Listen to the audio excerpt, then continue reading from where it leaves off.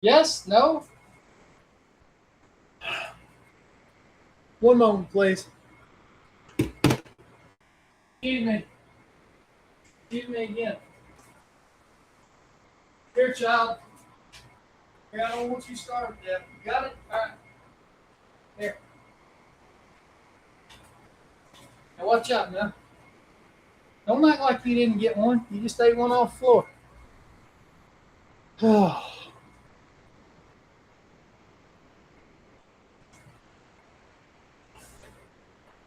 Good Lord.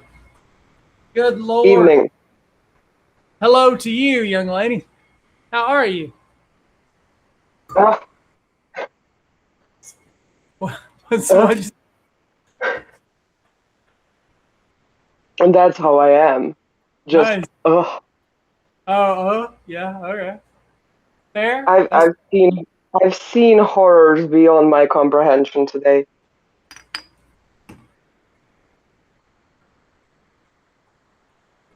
oh. I almost fucking quit because listen, it was wild. It was nefarious. It was ridiculous. I wasn't even supposed to work today.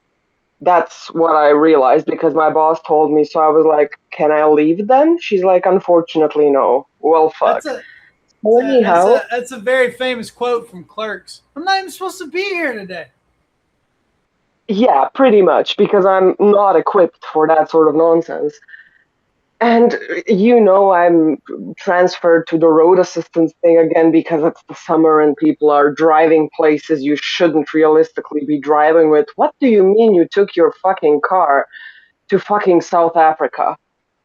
Like, you had to drive hours upon hours. A boat was How do you? involved. Several Okay, boats were wait. How do you get to South Africa from? Where'd they start out? from Switzerland. You take a boat. And you're also not insured there, so that's fun. So anyhow, Is I, anybody insured in South Africa? From what I heard, it's pretty rough and tumble around there. yeah, I mean, we can't guarantee it, but I've had people, oh my God, I get the darnest questions. So anyhow, this case in particular, it wasn't that far. It was in another country, but and I have to ask the lady who doesn't speak German, doesn't speak English. I don't know what language she's fluent in. It's not any of those that I can speak, unfortunately, for everybody, especially me. Yes, So yes. I'm trying to figure out if she has like a lorry that the car is pulling, or if there's like a roof box or a bicycle stand, like anything that makes the car bigger, essentially. And she's not understanding me.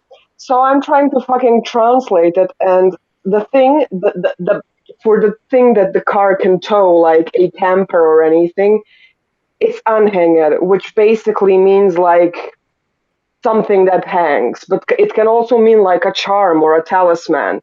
So I'm asking her in several different directions If if she the took car a has if any. she took a charm or talisman to South Africa with her, that's great. No, like trying to Oh, ask, like, does the car have anything hanging on it that the car is pulling? Like, is there any sort of additional load that makes the car bigger? And she's like, oh, yes, after 15 minutes of me explaining. And I'm like, cool, what is it? Like, I need the license plates, I need the dimensions, I need the type of the thing. And she's like, yes, I have a little cross that's hanging from the, like, rear view mirror. so And I almost, she took talisman literally. It's yeah. yeah, All right, so if you start out in Switzerland, you'd have to get a boat out of Switzerland, right? no, no, No. you go to, like, Where do you drive Italy. to? Oh, okay, yeah, all right. So you go to Italy. There's a lot of routes you can go to. You can drive to Turkey and then take a boat from Turkey or anything that has like a large harbor. So you take a And there's boat like, across the Mediterranean? yeah, Yeah, okay, all right. I'm tracking with you. And then you roll all the way down to South Africa, up and down. yeah. Or you get off somewhere in You Africa and know, then like, I've had people. we talk like I don't have a 2000 a year 2000 road atlas of Africa over there in the stacks, but because I have one. for me telling you about the guy who came to Sarajevo with fucking Florida license plates. There's got to be a story there, you know? There's a fucking car that's been parked ever since I got here. Like I did some digging. It's parked in my neighborhood and it has the driver's seat on the opposite side and it has a UK license plate and the form of plate hasn't been issued since 2008. So the car has been sitting here for over a decade because A, you cannot drive a car with the wrong facing steering wheel here. A, Yeah, B, okay. Yeah. you cannot drive with the license plate that is essentially no longer valid since 2008. And the car is dusty as hell. Like, it looks like it's been sitting for a decade. Like, the tires are completely flat. And part of me wants to fucking just break in, just see, because I'm nosy. Like, I really just want to see what kind of lore I can I piece really together. don't see where who's going to come after you at this point. Nobody. There's a lot of fucking, like, in my fucking rural village, some guy has a used car dealership or something, and he has a fucking billboard the size of a football stadium up front, and it says, "Thank you to my father-in-law from Missouri," or something. I guess he married an American woman, and the father-in-law who financed the used car dealership is from Missouri, so they're advertising fucking Missouri in a fuck all village. It's wild. It's wild. Now that I come to think about it, and the logo, The Florida plates, that's a good one. That's a good one. yeah, Because you see them a lot. There was a guy with you Florida see the plates that I Florida saw. plates a lot where you live. Yeah, you'd be Florida's a, surprised. And it's always some fuck ass Dodge Ram, some huge oh yeah. monster truck Yeah, yeah, looking yeah. thing. Mhm. It's never just like a Toyota. It's never just like, I don't know, something normal. It's always like a Raptor or something, or like a Well, huge Ford. you have to kind of like, all right, You have to Florida is get with the odd, Florida mindset. odd place. All right. And no disrespect to Florida. I've literally been there on vacation like 25 times. It's beautiful. But it is a whole different universe, you know? And I say that coming from Texas. All right? And it's like it's like a whole different thing, you know? I see a lot It's of Florida license plate. A couple of times I've seen like Louisiana and shit. I've seen That's bizarre. I've seen Nashville once.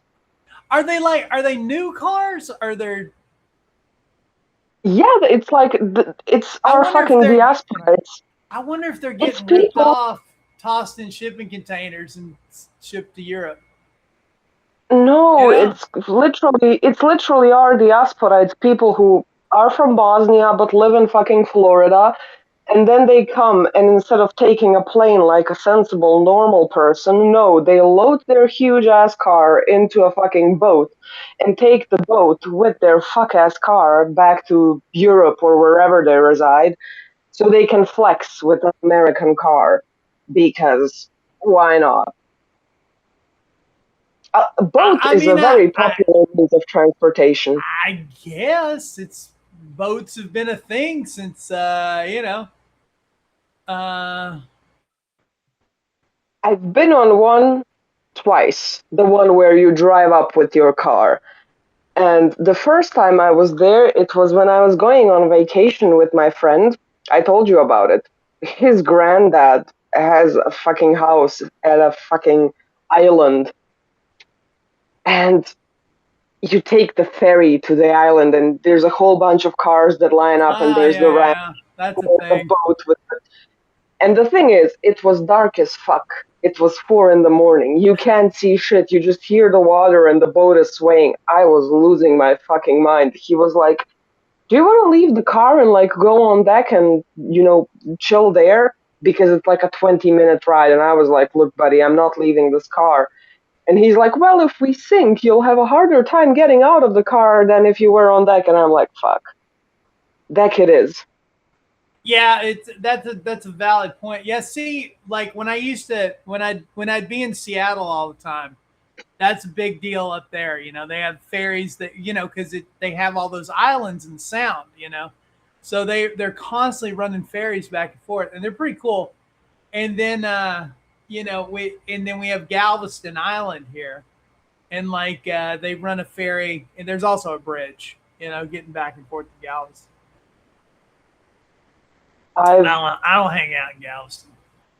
No offense, I Galveston. don't I have really terrible experiences with any sort of flotation device or water vessel. One time we rented a thing, it's called a pedalina, which is basically a thing. Two people sit in front and like paddle with their feet, Oh yeah, but it paddle has like boat. a Yeah, I slide got in you. the middle. Yeah, it has like a slide in the middle, and there were four of us. And for the Oh yeah, record, yeah, yeah, yeah, yeah. They do those things like you paddle out the middle of the lake and you chill out and you slide and stuff. this was the Adriatic Sea, and it was four of us. It was my friend who's like a 6'6" bodybuilder guy who's heavy as fuck. Me and my friend who were both heavily overweight at that time. Like we were on track to being at my 600-pound life. And my other friend who is basically pocket sized and tiny and weighs nothing. And we rented that thing. We drifted out to the middle of the sea. We were so far away. We were no longer in Croatia. We were fucking in Italy at that point. I was just waiting for the Coast Guard and the fucking water police to come and be like, passports, please. And we rented that thing for an hour. And I looked at my watch because I had one of those underwater, whatever the fucks. And I was like, oh, we have 15 minutes to get back on shore. So we started paddling, and me with my fucked up knees and everything. Basically, the 6'6" guy started jumping into the water to see if he can fucking push it because no way in hell we were gonna be overcharged for the fucking paddle boat, and we sank that bitch. So it didn't work out well. You guys sank a paddle boat, huh?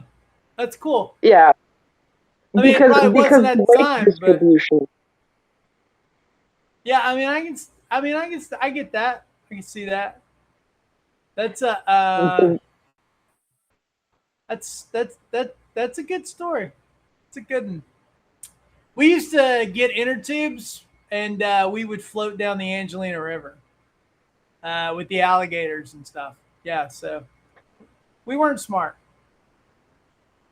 Yeah, We weren't smart. we were the other day we were brainstorming some fucking thing of like, oh, where to do a team building. Girly nowhere. I'm not being seen with those people anytime soon. And a lady, she's like 40, no hate against 40-year-olds, but she's the type of person who spent like the last 30 years locked up in a cupboard somewhere. The only thing that woman talks about is how she wishes she could kill her ex-husband without any consequence. Like that's the only topic she ever mentions. How she would murder him if she could. And she's like, oh well, we have to do the team building, and a lot of people are like, paintball and dinner, grilling, whatever, renting a house with a fucking pool, which I'm never fucking doing with my coworkers. Like that sounds like horror material. That sounds like Anyhow, hell. Honestly, yeah. she was like, let's do rafting. And rafting here is an extreme fucking. I mean, it's an extreme sport everywhere, but the fucking river that they fucking raft at, it's filled with fucking sharp ass, deadly ass rocks. The water is sub-zero temperatures at all times. It's treacherous as hell. A lot of people fucking flip the boat on purpose. Half of our team can't swim. I've seen those people. They look like they cannot swim. And I'm like, girl, if I drown because of you, I'm haunting you from the afterlife. Like, Yeah, no I way in mean, hell. Like, y'all can't even take calls correctly. What makes you think that I would surrender my ass to your incapable hands to fucking do rafting? Hell no. yeah. When I was a kid, we rafted down the Colorado River. I don't know. It's probably hell. I don't know. I don't understand age. I was probably like 12 years old, maybe something. I don't know. I don't know how old I was. But yeah, me and my old man, we rafted down the Colorado. and like it was pretty crazy like that. The rapids and all that stuff. Like we had to wear wetsuits and stuff because it One was cold time as I hell. put on a wetsuit. I was in Australia and like me and my cousin, we're the same bitch, different font, thankfully, and she had a wetsuit that fit me perfectly.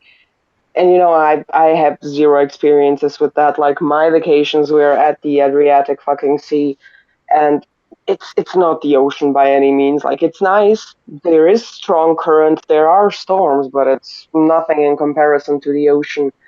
And I didn't know you keep the wetsuit on. Like it's not something you just take off and put back on 20 times during a day. So I took it off and it got wet on the inside and it was a nightmare to put back on. It required three people. I've never felt more ridiculous in my whole entire life. Yeah, I that's hated every second of it.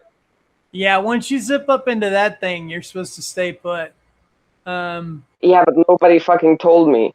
Honestly, I feel like that's the only time I ever wore one was when I went rafting that time.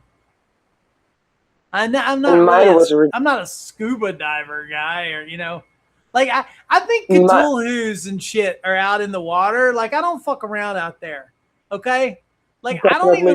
I don't even go in this dirty ass lake, I mean I'm not If pressing the my luck water at this isn't point. clear, I'm not getting in. Like if I can't Mm. see the No, fucking no, no. bottom, I'm not getting in. Hell no. But when I was in Sweden, it was Christmas and it just fucking snowed and there's a lake at the house and I was like, "Oh my god, I wish I had like ice skates."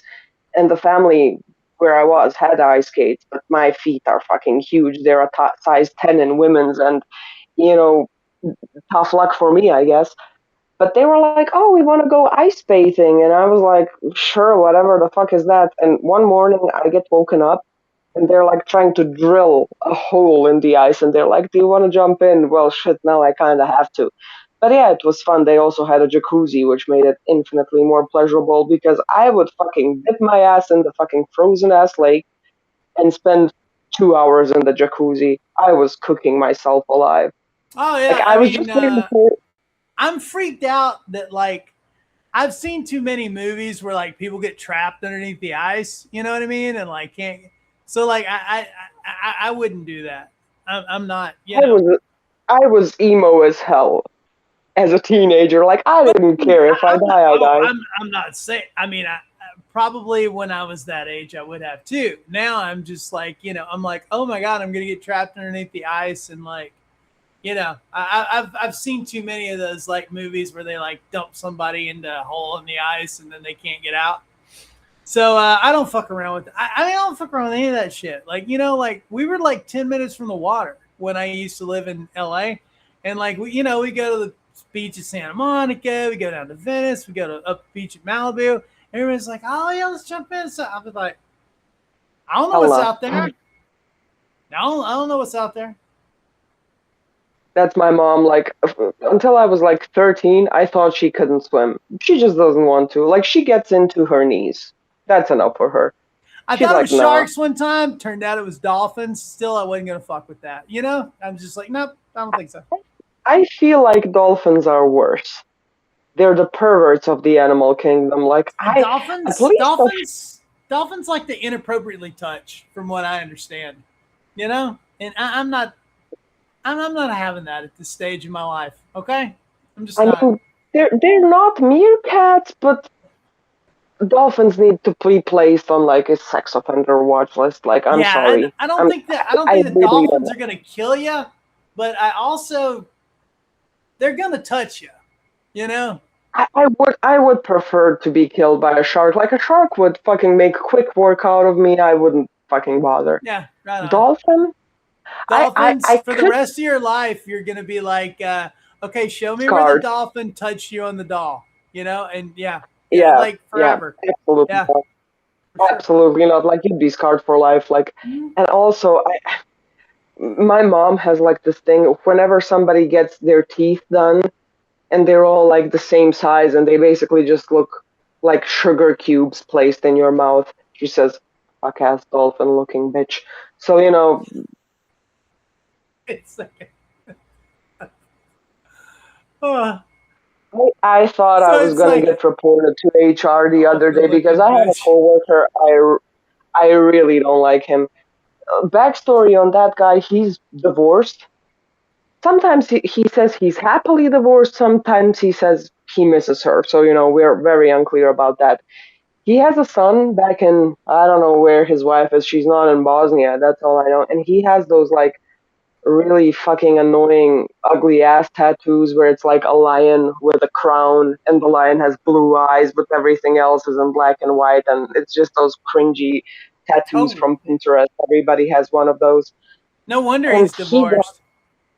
Uh, uh, oh, buddy, oh, you have yeah. no idea. That guy thought he was gonna roll into Bosnia and women would throw themselves at him.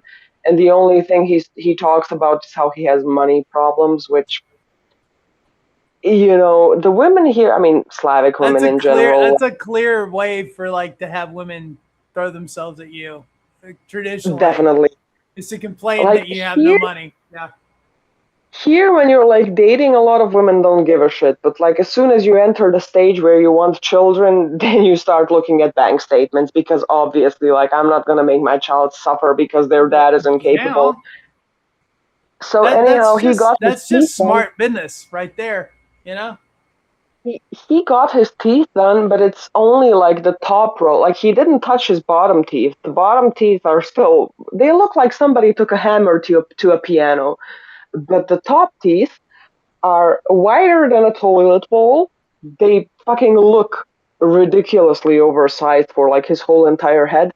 And I basically he pissed me off. He started some fucking unsavory ass joke in the group chat, and I'm like, okay, you werewolf looking motherfucker, don't ever talk to me again. But yeah, werewolf teeth. Like it's the same with like hair. Anybody who does anything that requires a sort of aesthetic sensibility. I don't care if it's like dental. I don't care if it's hairdressing. I mean, you could say that my bangs don't have any like high aesthetic qualities, but I like them. And just those people who make permanent changes for you and have no aesthetic sensibility, like those teeth are ridiculously oversized. You cannot speak properly. Like he cannot fucking retract his tongue most of the time, so he just sits at the office like because it doesn't fit. It's And he got them done in wow. Okay.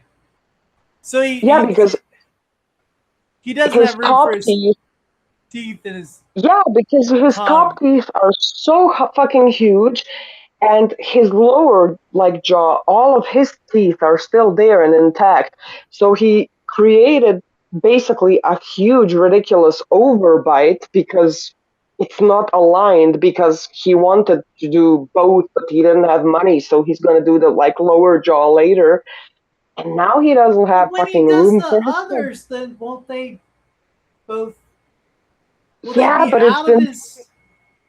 yeah, it would even out, but it's fucking been 2 years and shit No, but moves. I mean, Like, it seems like if he's got that much going on the top, when he gets the bottom in there, he's gonna have like a. He's gonna be like the in Aliens. You know what I mean? With the, yeah, yeah, yeah, yeah. Yeah. it's an Huh. ugly ass motherfucker who also looks like a werewolf. And I can Man, say that because he's a bad person. I would feel terrible otherwise because I do not like to roast people's looks, but he's a terrible, terrible human being. He's 40. fair He enough. has a kid. He has a kid who he doesn't see. He tells everybody how his ex is like crazy. Why did you leave your child with her then, mister, if she's so crazy? Anyhow, he started to fucking fish for book recommendations from me. That man doesn't read. At least he doesn't spell like he reads. But anyhow, and I told him, like, look, there's a bookstore near your place. It has good stuff. I go there, like, check it out. You'll find something. I don't know what you're into. I don't like recommending books to people. Feels too fucking personal. Unless it's somebody like I'm really close with and I really know. And basically, like 3 days pass, and he's like, "You're the woman of my dreams." I reported him to HR because, bitch, with a 20 fucking 5 age gap, no, the hell I'm not. No, the hell I'm not. book recommendations, and he jumps right straight from "Hey, you got any book recommendations?" to "You're the woman of my dreams." All right, right on. Yeah, but that man messaged everything that was female. Married, unmarried, single, skinny, short, They're playing the law of tall. averages. You know, that dudes do that sometimes. They're just like, We ha- hey, if we have guys who wrote I poetry message to every woman in the everybody, office. if I message everybody with a vagina, eventually, you know, eventually somebody's gonna, yeah. I mean, it happens. We had a guy who wrote poetry to every woman in the office. Can I just ask you a question real quick? Yes. Because I've never understood this. Okay, are women into dudes that write poetry? Because my contention is not really, you know, but I don't know. You know, it seems like it I seems mean, it seems God, everybody who's listening to this who writes poetry, you know, I'm not what I'm talking about the bard aspect of it. Like it seems no, very the thing is, it like, seems performative if you're like hey, I wrote a poem. no, but You know, it's the same thing as like a dude that's like, hey, I wrote a song about you. You know? that's the thing. Like, if you're a musician, if that's what you like to do, then yeah, it's fitting. If you usually like write poetry, I wouldn't find it weird. But if you're just a guy who's never read anything in his life and now you're all of a sudden like, oh, I wrote you a poem, yikes. Because that's the performative aspect of it. And I Yeah, sent you the yeah, yeah. post another day, like that said, if he writes you 2 sonnets, he likes you. But if he writes you 50 sonnets, then he just fucking likes sonnets. And that's the same with me. Like, if I make you a fucking painting, that's because I like you and I'm like valuing you as a person. Here, have a painting I made especially for you as a gift.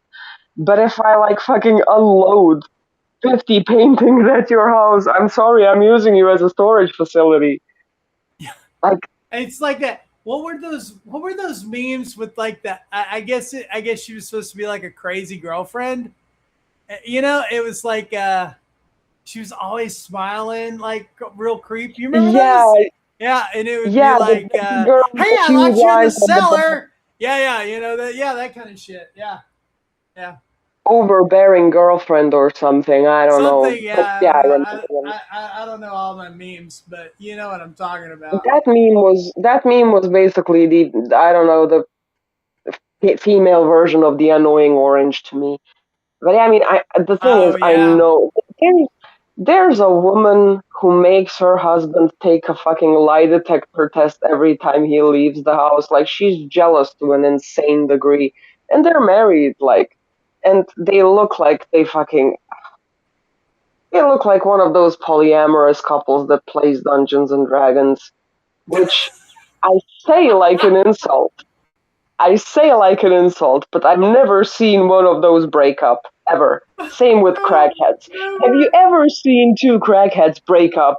No, No, you haven't. I No, you haven't. haven't. Yeah, it's like it's.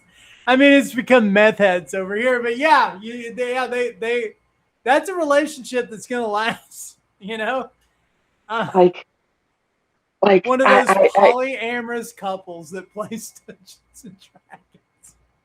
and they're unfamiliar with the concept of daily showers Oh, because that's those people look fantastic. greasy as hell. The thing is, like, both of them have male pattern baldness somehow. I don't know how, but both of them have it. Like, they're fucking. Oh god. And she. The thing is, that guy. I do not know. I mean, he looks. What's the fucking name of the guy who's in Rocky Horror Picture Show? He's like the butler. Blonde hair, Oh very yeah, what's his stringy. shit? It's on the tip of my Uh, tongue. God damn it, I can't think of it. Hold on, I have Because to I want Google to, it now. I want to say Igor, but obviously that's wrong. I no. No, it's not. Hold on. Dr. Frankenstein? I love the Actually, Rocky Horror Picture Show, it's pronounced but I can't. Frankenstein. Frankenstein? Yes. But do you also say Frederick? No, no, it's Frederick. You must be Igor. It's pronounced Igor. No, I don't want fucking AI mode. I can read. You do not need to give me your slop suggestions. Is it riffraff? It's riffraff. Riff Raff. There you go. Yeah, That okay. I have to show you the picture of the couple now. Like he looks like unwashed riffraff. Like I don't know a single Riff Raff woman, looks not kind of even a, unwashed, though. Yeah, it's one of those this guy's even polyamorous worse. couples. I think that's maybe my Hold on. favorite thing that I've in weeks. One of those polyamorous couples that plays Dungeons and Dragons. You need to see them. Like I don't Because know a single woman who would even look at because him. now that I think about it, like you can't show it on stream. You're not gonna show it on stream, are you? You can't show it on stream. You can't. You can't. It's a popular meme. People have seen it. Oh, okay. All right. All right. I thought you were going to Like show me there's been, people. I thought you were going to show me a picture of actual people. Okay. I was like, no, we can't. I mean, it is YouTube, actual people, YouTube and but they Substack let will the both get us. Yeah. they have like YouTube videos made about them. It's not some fucking No, unknown no, no. Yeah, person yeah. from I thought it was. I thought they were like, yeah, this couple down the street. You know, I was like, no, we'll get in trouble. Yeah. no. Oh, good times. The world's most Like jealous woman. Wow. Okay. yeah, she makes this guy take a lie detector test every time he leaves the house. I guess I've she can't never. leave the house with him. You know, I've honestly never been that engaged in a relationship where yeah, I mean, if like your thing is like, oh, I love it when he gets all jealous and stuff. Like, I'm not your dude, you know, because I'm just like, Euthanize him. what? I'm like, Like, what? if somebody texted me, "Good morning, princess. Did you sleep well?" I would have an aneurysm. If somebody was like, "Oh, I what are you doing today?" I'm hate, like, "Why do you give a fuck?" I Or hate you know that those people shit. who are like, "Oh my god, my I boyfriend texted texted me." you. Yeah. Okay. So text I'm again, not. bitch. I'm not constantly looking at my phone. What do you? Like Yeah, I have I can't, friends. I'm sorry, but this is why I'm horrible to engage in a relationship with because I'm just I'm gonna walk away from my phone for 2 or 3 days and like it has nothing to do with you. It's just that's what I do. I walk away from my phone for 2 or 3 days, you know, and The thing is, if somebody's texting me too much, it's like a huge red flag for me. Like, are you unemployed? Like, yeah, do you have? Don't that's you one have thing too. anything Aren't you better to do? busy? I'm busy. Aren't you Yeah, like busy? Yeah. the thing is, like, I work with acrylic. Shit dries quick. I don't have fucking time to text you every 2 minutes. And Mm-mm. the thing is, I would get it if it was like a riveting conversation or something important, because if it's important, of course I'm gonna leave everything. But it's always something like, "Oh, did you eat today?" No, bitch, I'm stupid. I'm waiting for you to give me permission to eat. Like, what the fuck do you mean, did you eat today? No, I photosynthesize. Like, I do not have requirements to eat anything Make sure ever. you drink your water. Make sure you stay hydrated. One time, a grown ass man sent me a message that said, "Sleep tight and don't let the bed bugs bite." Bitch, I will bite you. Because what the fuck was that? One Oh, time, a guy you know, sent and me I a mean, message, look, he and was like, it's me. I'm telling you, it's me. But it's just I'm not good at that shit. I'm just not. I have the emotional bandwidth of a toaster. Like I don't give a shit Yeah. because Yeah. Me too. I sent a message to Sam. He was like, I don't know what the discussion was about. The fucking house that I got, the incense burner. And you know, here in Which is Bosnia, like when a kid, rad. It's fucking rad, by the way. I have it here. That I have shit it. is badass. You guys are not get you guys aren't ready for this incense. Oh, look at that. Oh, it's like a little A-frame house. Oh, so cool. It's so cute. But yeah, like here in Bosnia, if a kid cries, you know what the parents say? Cry, cry, you're peeless. And imagine me as a child going through turmoil because, of course, I was. I mean, I was dramatic as hell. But I would cry, and you know, you would like want some fucking affection, protection, emotional security from your parents, and they're like, you'll feel less. It's just how things run here. And That's good though. I don't have, That's funny. and it's like You'll pee less. whenever a guy, because it's always a guy, it's never like a reasonable person.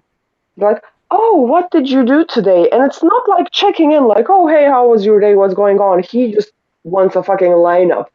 And most of the time, he doesn't even care about the lineup. He just waits for permission to talk about his day Yeah. because, you know, I'm like, why the fuck do you care? Who, I mean, honestly, who gives a shit what I did? Like, buddy, I worked. I don't even know what I did today. Like, I worked, I did grocery shopping, and now I'm here. Like, who cares, honestly? Like, find me a person who gives a shit about that. And I'll find you 20 things wrong about the person. Because why would you care? Yeah, I mean, you and I talk all the time, and like, we don't ever go, "What'd you do today?" And I'm just like, "What?" I am same hell as it was yesterday and the day before. I mean, you've been up to speed for like 2 years, so we're good. Yeah, like, we sent each other memes, and then there's like a deep quote about something, or somebody's going It's on a like, tangent about and something. it's like, okay, do you think the Large Hadron Collider opened up and like swallowed our Earth and replaced it with like another Earth, but like it's made of like green cheese? Yeah, yeah, like we get on shit like that. And then you sent a picture of your dog, I sent a picture of my cat, and then Yeah, it's like, exactly. I, It's like, I think I'm falling back into my spirituality, and I'm like, good, here's a picture of a bath. right, yeah, for sure. Yeah. I'm like, you know what? Feeling really, I feel really good today, really spiritual. Cool. I got this cool belt, and I'm like, oh, rad. That is a cool fucking belt. Yeah. Here's my haul for today. Here's 20 items I've spent my money on. Oh, Yeah. cool, cool. I've been whacking weeds all day. $6 printer works like a fucking champ. $6 printer. Hell yeah. Six fucking And it does, dollar printer. Of course, and it the ink cannot to connect put to in it AI. cost me $23. Okay. But the $6 print, $6 works good. Okay. Knock Bought a on wood. DVD player for $2. Works like a charm. Bought a Blu-ray player for $2. Works like a charm. I have, like, you can see it. I have, like, this. This is how much I use the thing. I mean, I don't have anything to use it with. Like, it's covered by fucking knickknack and junk. But it's a good fucking player. Just a shame that I never fucking use it. See, you got it. There you go. It's not mine. Might come in handy. Okay, there you go. It's not mine. It come with the place? Yeah, Yeah, okay, right on. yeah.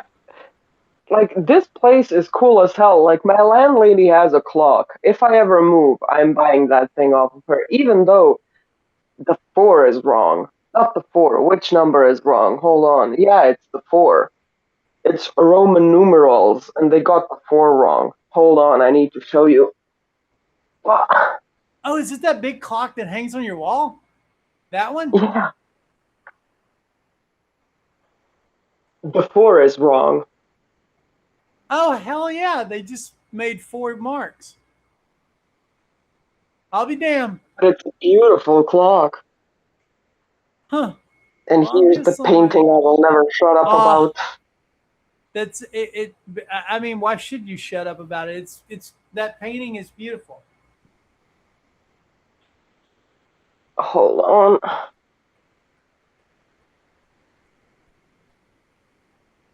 That's weird that they did the Yes, 4 like that. I wonder why. the thing is, I have a watch, like a wristwatch. 2 of them actually. On both, the 4 is wrong. Well, they're just making 4s like that, huh? Yeah, but it's wrong. I mean, I know, but I mean, maybe they like, were I wonder. scared. I wonder what the hell is. What's up with that? I've seen like a Cartier watch, and I think it's like an original. It's not like some knockoff thing. That's some It's like alternate reality shit. That clock's from the other fucking universe. Tell me the I'm 4 wrong. is wrong. Yeah, the 4 is I, fucked I up. need to show you. I need to show you the wristwatch because there the 4 is also wrong. Hold on. Why would someone do Roman numeral 4 as 4 marks? Here, look. The 4 is also wrong here. I'll be damned. It's weird. All right, this didn't work out. Roman numeral 4 as 4 marks. Google, motherfucker. 4 written as 4 distinct marks. Okay. This classical additive style was freaking used in ancient Rome. No, it wasn't. No, the It's fuck it wasn't. valid It's in wrong. traditional representation. The Oh, standard hi. subtractive version. Oh, Bob, What up? Bob, where you got to show Bob the. Tell Bob catch Bob up. It's a choice I have a done by clock. clockmakers. The 4 is wrong. Okay. 1, 2, 3. Yeah, the 4 is wrong. It's IV It's instead pissing of me off. 4. That's some other reality shit, Bob. I It's can see pissing me that. off. So I have It something. says it's a choice done by clockmakers because 4 marks is as visually heavy as balancing the clock face and dividing into 3 equal parts. No, it's not. I've never That's heard of bullshit. such shit in my life. Yeah, that's some bullshit right there. I don't get that. I don't like that. I've never seen It's that. pissing me off. Catch us up, Bob. Get us up to speed. Well, how are y'all doing today? Fantastico. Yeah. Eh, Fantastico. Muy That is- fantastico. As Tex-Mex as you can get right there. Yes, sir. Yes, sir. So I have some sad news. No. What? Yeah, well, my poor kitty cat that was 15 and a half, I had to have him, I had to help him go to sleep the other night. No, Rob. Why didn't you text me, man? Well, it was crazy, crazy, crazy, man. Wait, Was is it this work? Bandit? Yes, it's Bandit. That cute little bastard. My old man, Tammy called me and she said, you need to call your mother. He's talked about Bandit. He's really bad off. And I said, yeah, got some medicine for him and I was hoping against hope that it would be, and so I came home and the vet clinic that I used they were the most reverent. They were just amazing. I can't say enough about this clinic, but he died with his head in my hand. Damn, Bob. I'm sorry, man. I've known that cat his whole life. You have Yeah. known. Man, You knew him when he was just a little when he was just I about know. 6 months old. Yeah, when you named him, it's Yeah. like, because it was this cute little thing, and you're like Bandit, and I was like, oh But man, that sucks, dude. I'm sorry. I appreciate it. It's been a. Yeah. You should Thank have you so called much. me, man. You could have called me, Well, man. I know, dude. It's been. It was didn't want to do anything that evening, and then work the next day was kind of a bitch. Yeah, I know. You know, so better today. They're we're, family. They're family, man. Oh, yeah. I mean, it's like Yeah. He ate everything that we ate: ice cream, popsicles. it's like losing. It's literally like losing one of your kids. So yeah. And it affected me as much as when my grandmother passed, when Etha passed. You knew Etha. Yeah, for sure. Bitch, it sucked. But we're doing okay. Doing fine. Onwards Well, and man. upwards. Yeah, man. I'm sorry, man. I hate that for you I because appreciate it, guys. It means a Yeah, lot. that's It's been wasn't something I knew it was going to have to happen, and we hoped that the medicine that we were giving him would help. But he was blind. Had been blind for a year and a half, and he did fine, but he just kept losing weight, and he ate and ate and ate. She said he couldn't walk that day, and I was like, oh, fuck. 15, man. That's a good long life. Yep. Say hi to Tammy. Yeah, sorry, Tammy. Hi. Sorry to hear about Bandit. They were saying sorry to hear about Bandit. terrible. It was rough week. Yeah. But he can see Yeah, now. definitely. Yeah, he's no longer in pain. In the happy hunting grounds. He is. He's up there with my grandmother and grandfather. So that's a good thing. Good thing. Yeah, and I didn't mean to bring us down on that. I just No, dude. Of course. No. You're not bringing anybody down. That's This is my other sweetheart. This is Catsby. Aw. Aww. You've met her before, Freeman. Yeah, I know. I have. Yeah. Hey, So cute. she's a tortie. Is she a tortie? Yeah, Yeah. she is a tortie. She is about a 20-pound tortie. She's a big old girl. And She reminds me of my Tila. definitely has tortitude. So, I got together today, and I got a set ready for tonight. And it's a Oh yeah, you go live in like what, an hour and a half, something like that? yeah, something like that. Something like that, about an hour and a half. I'll go live in about hour and 20. Right on. Get everything ready for that. I got Today turned into I recorded a podcast with Rachel earlier, and that's cool. I didn't even remember I was doing it until kind of right before. I was like, oh yeah, I got to record a podcast today. And then the next thing I know, she's messaging me, and I was like, yep, it's time. Let's roll. So, tell you something crazy, right? So my boss was in the Air Force for a number of years, right? And he was a mechanic on the U-2 spy plane Oh wow, that's crazy. out in California, and he was interacted around SR-71 Blackbird, right? And so he was in on a debriefing, and he asked the crew chief, he said, no, this is some crazy shit, right? He asked the crew chief, he said, so tell me the craziest thing, UFO related that you've ever encountered. Crew chief says, all right. Says, okay, here you go. I was tripping out after he told me this shit. So he said, the SR-71, he's cruising 50, 70,000 feet up, right? And he sees something on the radar, comes on the radar on his 6. So he's in contact with the ground people and say, hey, you see this object? We don't know what it is. We see it on our 6. It's coming up. We don't know what it is. So we're going to go FB. We're going to go full afterburn, right? So purportedly the Blackbird does 3,000 miles an hour. right? You could calculate some of the speed that it traveled because it from LA to New York it did 108 minutes. So you can calculate that, right? Yeah.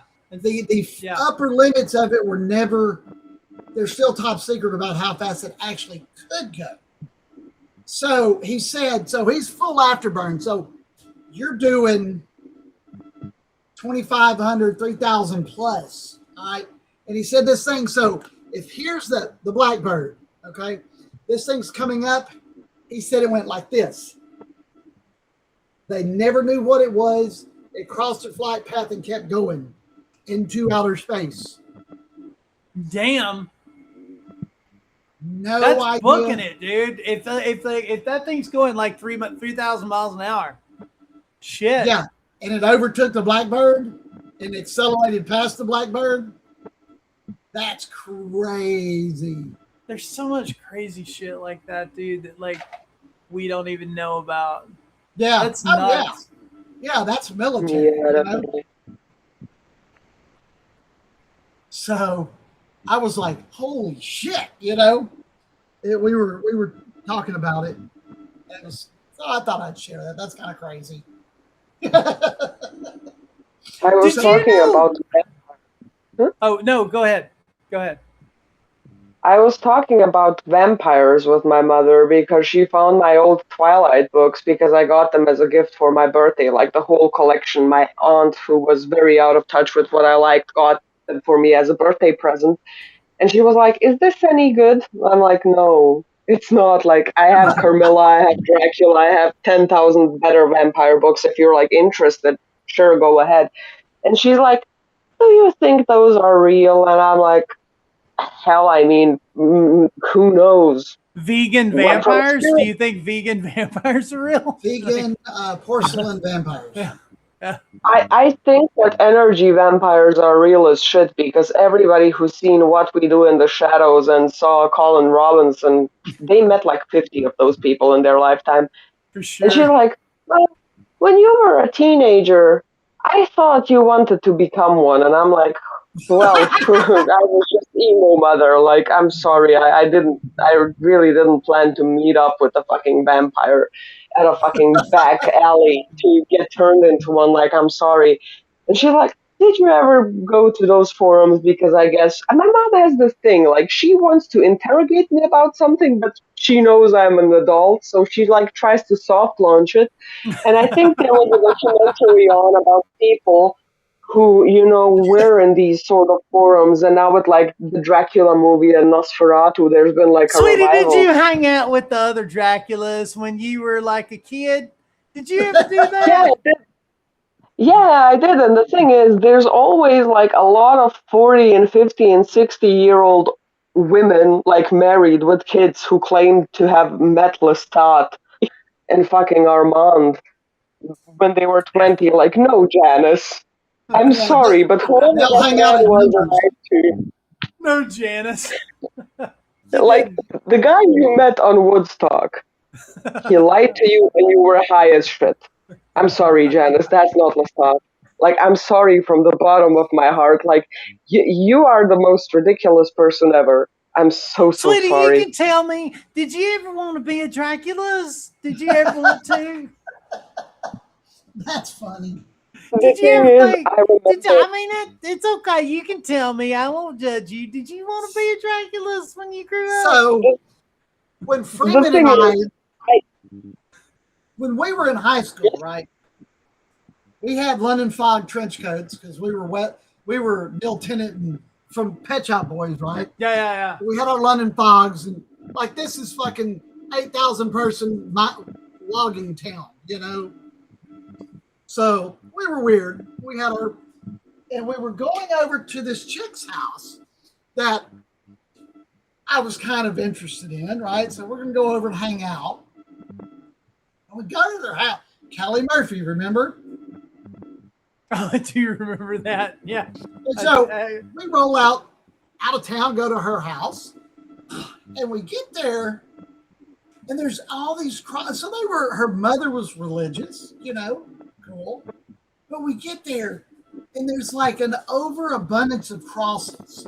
Oh my God, I Like, forgot all about this. Yeah, crosses everywhere. There are crosses like on everything you looked at, everything you sat on. If there's an everything end you table, walked by. there's a cross. If there's a couch, there's a cross throw pillow. There's a yeah. Crosses But that's everywhere. low-key my Everywhere. apartment because I have Orthodox icons. I don't buy them. My family gets them for me. And like every corner you look, there's like a Virgin Mary. Because with our iconography, like everybody has a patron saint. And I was once in Greece at the Matheira, which is like a world wonder, and I bought like a thing of the Virgin Mary because I can show it to you. It's cool as shit. It's like handmade and it's done really beautifully, but like I bought it for aesthetics, not because I'm going religious. My family took that as buy every single icon that you can find with that motive. This girl needs Jesus. That's funny. It's like, hey, you know what? She's thinking about not being a Dracula no more, so maybe we should get more. Oh, that's nice. Yeah, that is nice. Like this is Oh, pretty, but the thing yeah. is, there's one behind here, behind like glasses lady. There's one here with like other religious memorabilia. There's a whole bunch of them. Oh, I've got that stuff all over the place too. Like my grandma was Catholic. She was into, I just think it's cool. I didn't realize your grandma was a Catholic. Yeah, buddy. She grew up in Jersey, bud. She's Italian. Oh, she was a Catholic with the mic. She's a and the Catholic. Rex. Yep. I did not know that. No, but basically, they thought we were devil worshippers because we wore like fashionable trench coats. This is 1987. Yeah, like And so $100 fucking London Fog trench coat. yeah, and so they put crosses up everywhere before we came all over up. the house. Like literally everywhere. Like you sit down, and Look, you're like, oh shit, wait, what? Oh, I think I sat on a cross. Yeah, yeah, it was like that. The thing is, I was the first. I mean, it wasn't alternative. It was emo. Like I was the first emo person my school saw. And the thing is, I went to a very Catholic school, and like our guidance counselor was a nun. And a lot of the people in the school were fucking nuns. And I was getting lectured by nuns on the weekly. Like, my poor mother was getting called into school like once a month because the nuns were You like, guys are "Is your Orthodox daughter over there, doing right? Is it Orthodox? No, Or is it's a mix. Like you have the Serbs, they are Orthodox. You have the Croats, they're Catholic, and you have the Bosniaks who are Muslim. And the thing is, my father is Croatian and his family is Catholic, and my mom's Serbian Orthodox. So I'm like a mix between both, Oh, which okay, all means I right. have two You're in Christmases, the 2 New you're in the Years. liminal space. You're in the borderland between worlds, between Catholicisms. Look, man, I'm not hosting any holidays, but whoever invites me, I'm fucking going. I know, Like right? I was telling people, like I had You're like, people hey, from Switzerland. I can show up to any of those. Yeah, I'm good. Yeah. Look, my mom's neighbor, she's the nicest lady to ever grace the earth. Like that woman is a sweetheart. I got her a bouquet of flowers. The woman cried. She was more happy to see me than any of my family. So she makes the Bosnian dessert called baklava, and hers is Baklava. immaculate. Yeah, it's like the phyllo pastry with the walnuts and the agda. Oh, Hers is the yeah. No, we know that shit's good. I've had countless ones. Hers is the best. Like I've had them in Greece, I've had them in Turkey, I've had them in like the most famous spots. Hers is the best.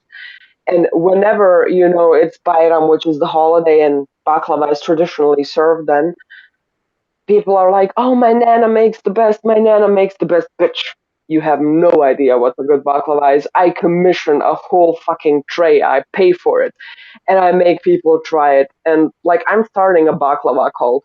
I've had a guy from Turkey, he like works for our company, come over and he's like, "Oh, you don't know what the good baklava is." I called my mom. I'm like, "Call the neighbor, commission baklava, send it to me via bus so I can take it to work tomorrow."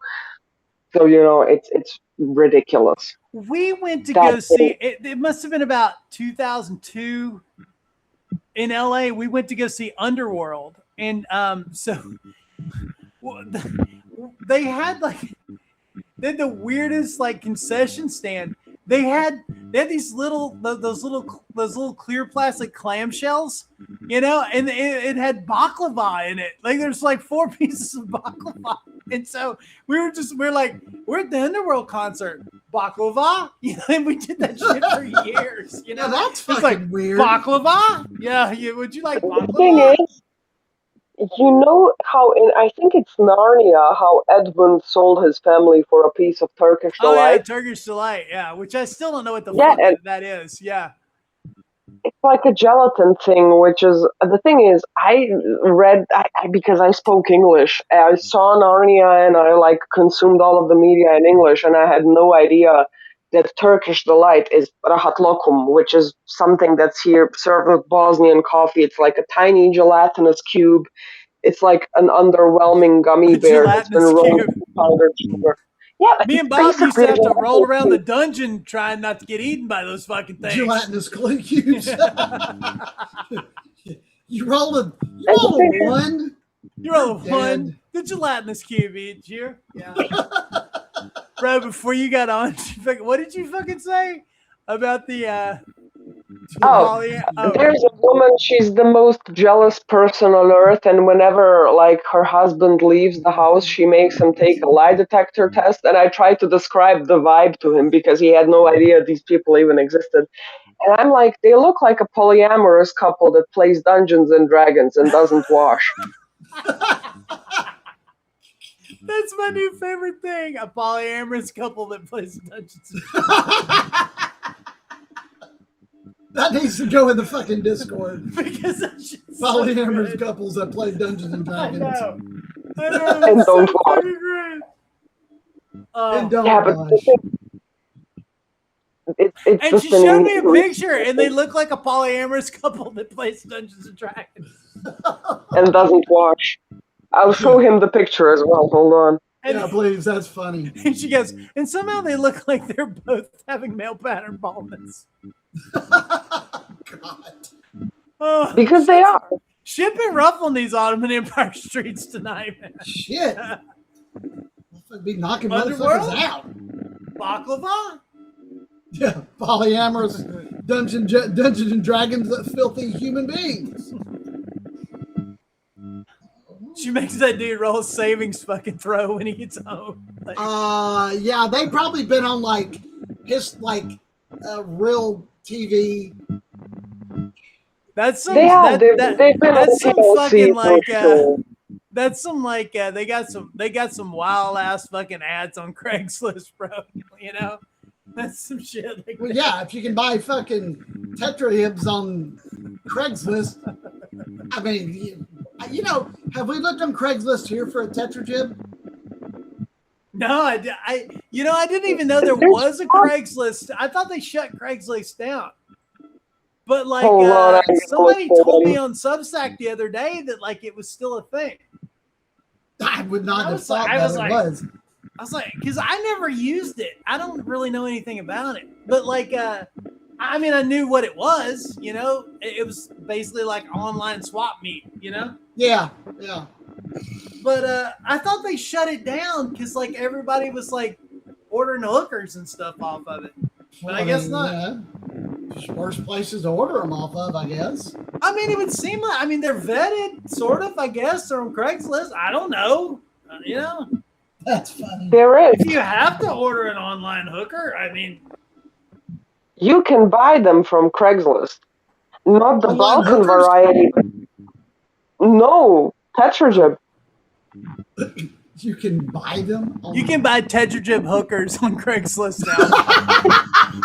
Not a polyamorous and play Dungeons and Dragons. Yeah, you can Oh get, my look at God. that. Oh, yeah, that's a nice one. Look at that. Yeah, you have all sorts of. God, if Look. they're on, if those things are on Craigslist, there's no telling what people are going to do with those Oh, if they buy them. shit. Yeah. That's like the Lord of Illusions. Yeah, somebody's like really into like tetrajib feet or whatever, you know. It's that's the kind of Use that in shit some that would kind go of- down on Craigslist. Yeah, you know, fucking some Croatian voodoo shit. Think about that. Well, we need some Tetragib feeds to complete this potion. Ah. Here, the thing is, with that sort of witchcraft, it's much more petty, and that's why I love like the witchcraft of like these Balkan parts. I'm not saying it's low effort because there's a lot of like work that goes into it, but ingredients, nah, you just fucking need spite and hate and pettiness. Like that's the main ingredient. Everything else, like the Dude, thing is, that's so fucking fucked up. Spite and hate and pettiness. the thing is, there's this tarot guy here. I mean, he's from Serbia, I think, but like his show was featured from like 1 in the morning to 3 in the morning, and like people would call in for a reading. And we had like a neighbor who called him, and she got like a phone bill that was upwards of $1,000, which is like double the amount of Bosnian marks. And she's like, that's a Miss Cleo of the Ottoman Empire, yo. yeah, but the thing is, the guy is literally insane. Like, I'm not saying. I mean, he probably doesn't know shit about fuck. His name is Milan Tarot, and the thing is, somebody would call and like the woman would be like, "I think my husband is possessed," and I shit you not, he actually says this. Tell your husband to put a finger in his butt, and he needs to keep a finger in his butt on Monday and Thursday from 8 p.m. to 9 p.m. And the lady would be like, "Oh my God, thank you." Like he meant it, like legit. And You're he just in the told my wrong neighbor, business. See, we had that he shit told my going on over here in like the 80s. It was like, but like it was this woman named Miss Cleo. And like, we still have that shit going on. yeah, it was this woman named Miss Cleo who like pretended she was like where from like Haiti or something, you know, and like She was I think call Miss literally, I Cleo think and really get your she was like fortune from read, Jersey girl. or something, you know, and she would just play the accent up. Yeah. And like you would call in, like she had a phone line, and you would call in, and it was like $3.99 a minute, and Miss Cleo would fucking tell you, you know, Yeah, she like, read you. yeah, she'd be like, you know, Miss Cleo, am I gonna find a man? You know, and it's, yeah, you would call in, you know, Miss Cleo, am I gonna get money? Tell me there's money in my future, Miss Cleo. No, but there's money in Miss Cleo's future. No shit. That $3.99 a minute adds up. Ain't that the damn truth? Yeah, but people are just really fucking desperate, and that's always been really fucking sad to me. Hold on, I'm pouring myself a drink. I Yeah, can no still problem. hear you. Yeah, it's all that shit's The legal thing around is, here. like, the thing is, the guy, as crazy as he was, he told that lady that she had bad luck because somebody fucking buried a Trolex. A Trolex is like a dish rag here. It's like made from a spongy material, and it's really fucking absorbent. And somebody put a fucking curse on that dish rag and buried it in her yard. And the thing is, she dug up her yard, and there was one of those. Probably like a chamois. Sham wow. Yeah, It's the ShamWow guy. Hey, Sham hey, you ever Zanny. seen this? You ever seen this thing? Look at this. Suck up all this Sham water. Hey. wowie. Yeah, it's ShamWow. Just ring it out and keep trying your car. Gotta just keep going. the Yeah. thing is, we invented that shit, and y'all bought it up. Like, it went viral on TikTok not too long ago, but the thing is, the thing that made everybody laugh, like, we made fun of Americans for like 3 months. It's like they discovered house burping. It's basically where you open more than two windows up Open in windows, a yeah. minute. Burp your house. Yeah, that's the best. Yeah. Yeah. House burping. Like, The name of it. I'm not saying that. I'm not saying this is. We're the land of the free. We're not necessarily the land of the geniuses. All right. So, you know, That's a fair assessment. that's a fair assessment. You know, Fair you're, assessment. you're free to be a dumbass over here. Also, to dog on my country for a little bit, here, draft kills. Like, if there's a draft, you will die. If you sit on concrete, you will die. If you do not have house shoes or socks on, you will die. My friend, she did like the biggest culture shock for her because she did like a student exchange in America for like 3 years. The biggest culture shock to her was that people like wash their hair and like go outside with like wet hair. Here, Like, my father made me dry my fuck ass bob, which was still here, for 5 hours because heaven forbid a single strand of hair is affected by some moisture. Oh yeah, you Like, catch a cold. Yeah, if you won't go oh, outside. Yeah. no, the thing is, it's not even about catching a cold. It doesn't go like subtle, like, oh, you'll get a headache or you'll catch a cold. No, you'll be infertile and you'll die. Is that kind of like No step on a kidding. crack and break your mother's back?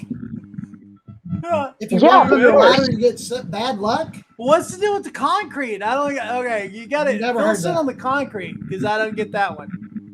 Don't You'll sit get on a kidney concrete. infection or an ovary infection. Like, you'll get an inflammation because the concrete is cold, and you'll fucking get kidney problems and die, Jesus or you'll Christ! be unable to have kids. Your area just kills. Like, I mean, just y'all just fucking everything kills you over there.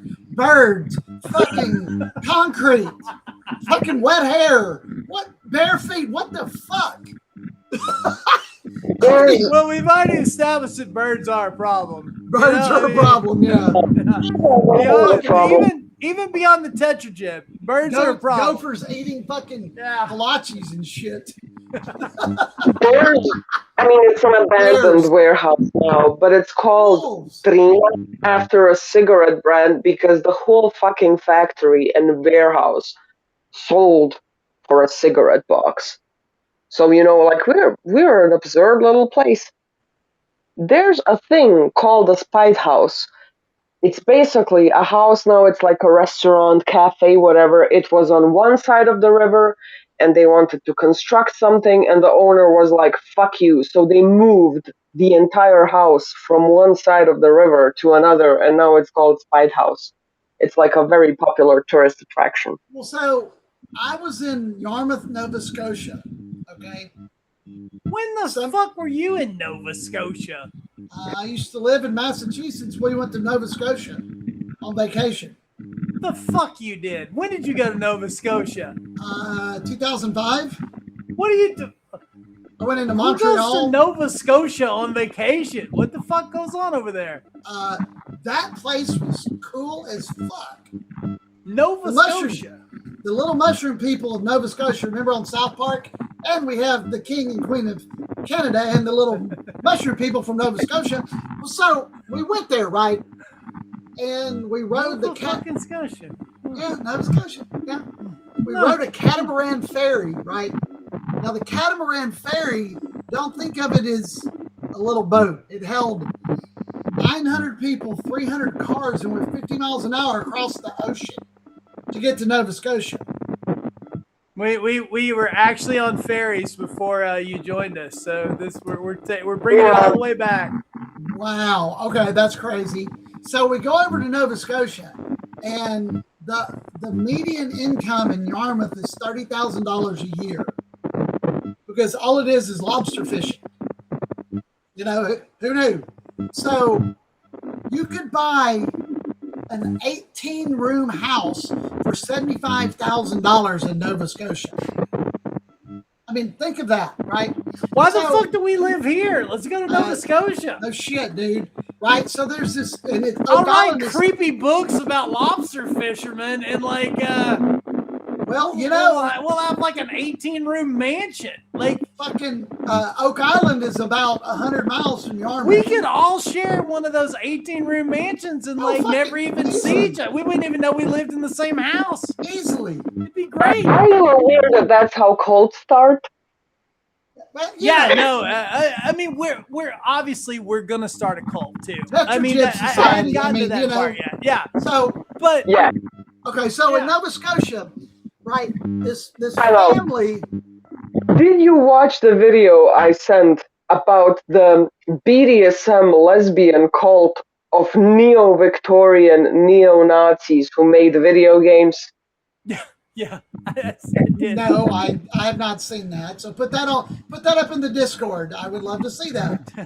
Yeah. That's like the The lesbian. YouTube documentary, it just keeps getting wilder and wilder. Like, Yeah, the bitch is that- made Yeah, Bob, I didn't take it all in. So I mean, yeah, please put it up on the Put it in the Discord, Discord. because we need to watch again. I need to watch again, and we need to comment. So we were So we were on Nova Scotia, right?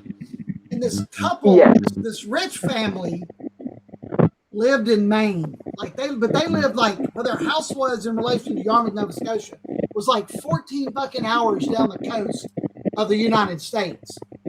Well, they wanted to move to Nova Scotia, okay, but they wanted to take their fucking house with them because they liked it.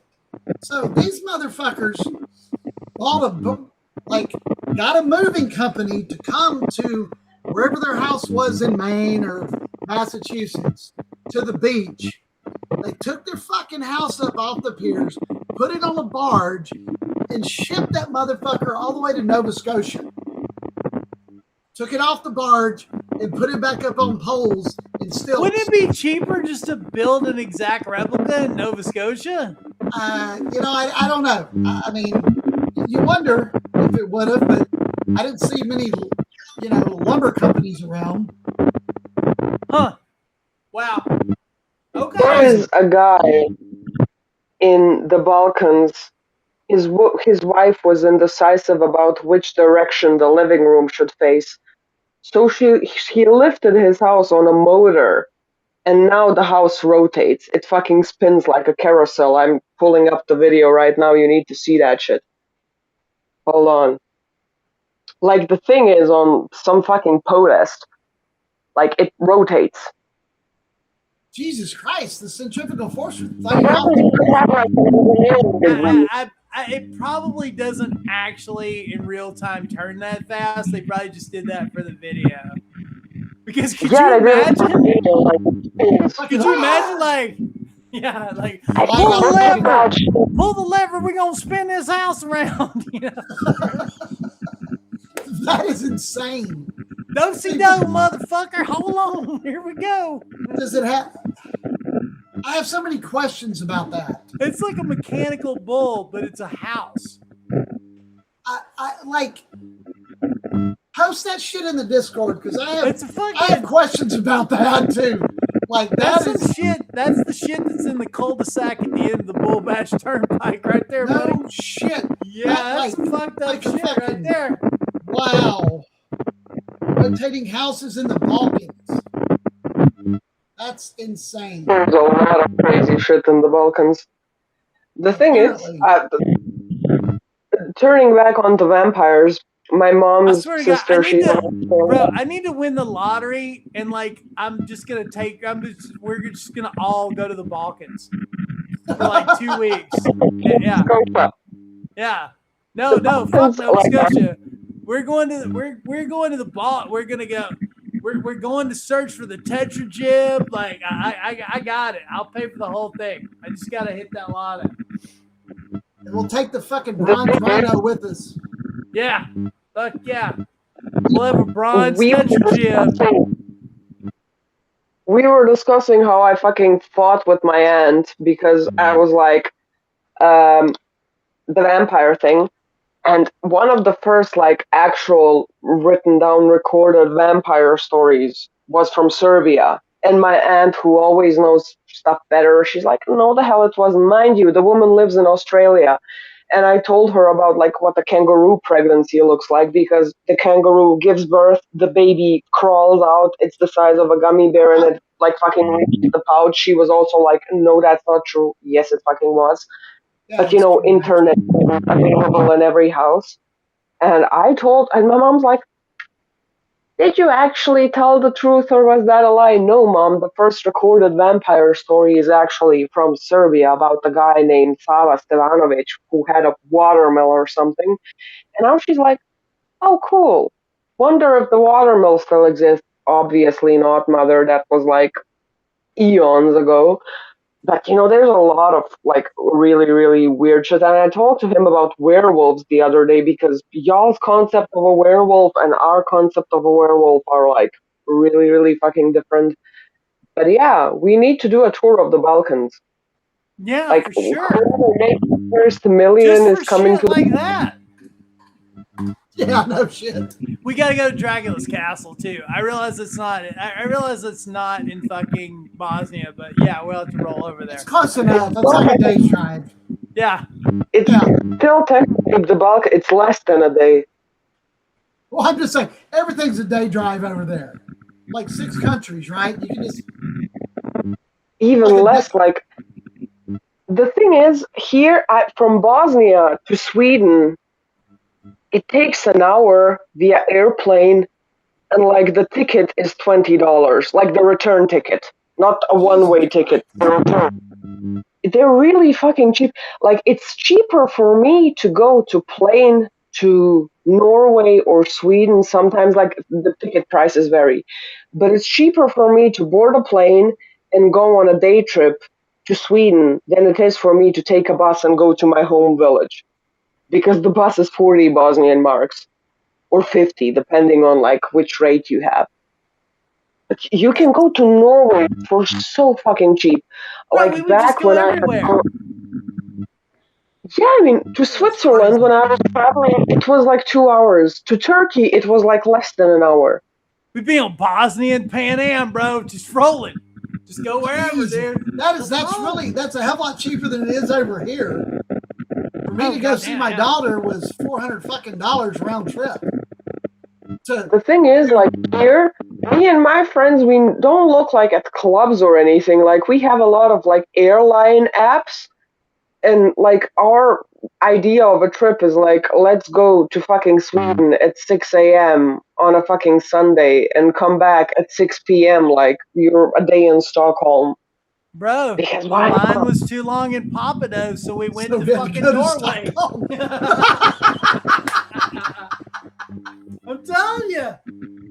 We told you about that. We're not living right, dude. We're not living right. We're fucking up. We should be over there.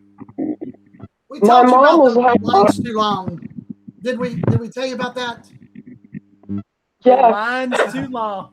The line was too long at Papados, so we had to go to Austin. It's like 2 hours to get a table, and I was like, What? I could be in Austin Bob? before. I go, Three. you know, we can be to Austin like in like 3.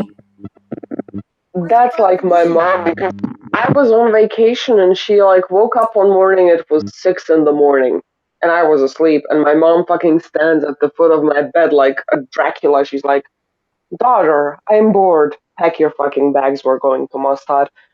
Like, the beauty of Europe, because everything now as well, we like you have trains and shit. Back in the day, Bosnia wasn't as connected via train, but now there's like a whole bunch of trains, like to Vienna or to Germany with a flight that's like ridiculously quick. Fuck yeah, we'd be like, whoa, ho, whoa, Vienna calling, motherfucker. That's how we do it. I'd take Like the last train to Transcentral. I need to calculate that. Hold on. You do that, I'll be right The back. birthday I was on, I told Jesse about it. Yeah. Hold on. I'm just gonna check the conversion, because I was with a friend of mine and I took her to this like a really, really fancy Italian place we have. And it was me and her. I had a salmon salad, which is like a huge piece of like salmon with like blackened sesame seeds on top. It had like I love orange and blackened salmon. it was ridiculously good, and it's like a huge portion. She had steak pasta, and it was like a huge hunk of steak cut up with the pasta. 2 glasses of wine, a Coke. She had a lemonade, and then later she had like sparkling water. And then I had a chocolate mousse, and she had a cake. So it was like 2 glasses of wine, and then 3 other separate drinks, like the main course and the dessert. For 2 people, $40, That's which cheap. is nothing. Yeah, that's nothing. And it's like upper class dining. It's not some fucking whatever. That's hella good prices, actually. I mean, no, the standard here is it's really cheap. Like I have people from like Switzerland coming, or my family even from Australia. They're like, holy shit! Like 6 people can eat here under $30. Yeah, because there actually are places where 6 people can eat and actually get full for under 30. that's not here. I mean, I just went and bought 2 plates of Thai food $30. I mean, that's for two people, and it was yay big, that thick, shrimp, chicken, really good Thai food. You know, it's $30. I mean, I am stuffed. I ate all of mine. The missus Yeah, I mean didn't. that's why like fast food is that. I mean, it took off obviously because people were going just to see. We had Yeah, McDonald's that closed because of some kind of that. We have like KFC now and Taco Bell. But people go there because it's the only places that are open like at 3 in the morning, with yeah. because they Oh have yeah. like drive-thrus, a relatively new concept. But even when it was still a thing, why would I go to McDonald's and spend a whole bunch of money and not get full when there's like a bakery? I need to tell you about this pizza place. It's like I have to show you a picture. It's like a local thing. It's super fucking famous. It used to be like a hole in the wall bakery thing. It basically looks like a kiosk. But now it's so popular, like you have to fucking wait around for 2 hours. So you go to Houston instead. Yeah, we could. That'd be great. Hold on. Like it's basically a kiosk and they sell thick as fuck pizza. I mean, people are into that here, I guess, but like hold on. Where are they? I don't need AI mode to show people pizza. Holy shit, I fucking hate AI. It basically is like a kiosk. Yeah, hole in the And wall. Yeah. and the view is like kind of pretty and there's like this whole fucking viewpoint there, so that's like part of the appeal. I'll Holy fucking go mackerel. there. I'm gonna wait for him to get back because I'm gonna have to jump off and make my final preps for my show. Make sure my levels are good. Get my drink, my water, and my monster. Yes. This was a spur of the moment little show I got to get into, so I was pretty happy about that. Hell yeah. No, we didn't. I mean, we didn't talk all day because I was working. Yeah, So I was like, want to go live because I'm not gonna sleep because I'm too riled up after my shift. So cool. Well, Mr. Freeman, I have got to get off here and get everything final preps made and ready to log into stuff. Yes. And if y'all are so inclined, jump on and take a listen. I'm gonna turn you on the other box for sure. Cool. All right. Well, Monday is not a good day for me, but any day after that, should be able to hang out and do some shows with y'all. Yeah. We'll. I think we're kind of because of the whole Europe time difference thing. I think we're trying to do stuff when she's off. That okay. works best, I think. yeah, but the thing is, if I know in advance, the thing that I can always do is like after work because I'm already like sleepy as hell. I can just sleep after work, get up, do a show, and like go back to sleep because I often do that anyway. I mean, So yeah, you we do can you figure something out. because Yeah, no, I it's cool. I think mean, well, I think Jen and I are recording podcasts Monday evening. So I've got to close Monday evening, so yeah. well, it's the close here 6 o'clock, so like I'm out of there by 6:05. Easy Right on. shit. Yeah, it's not like you close at 9 and get out there at 11 kind of shit. Nothing like that. It's supposed to rain all fucking day, so that's even better. Well, all right. Much love. Yeah, Rachel said it was raining in Austin, and I think it just missed us. All right, Bob, have a good show, bud. Yep. We'll See see you y'all on a there. little bit later. Maybe I've got a show tomorrow about 6 or 7, so maybe we'll do another show tomorrow evening or morning or something. Yeah, let me see. Whatever.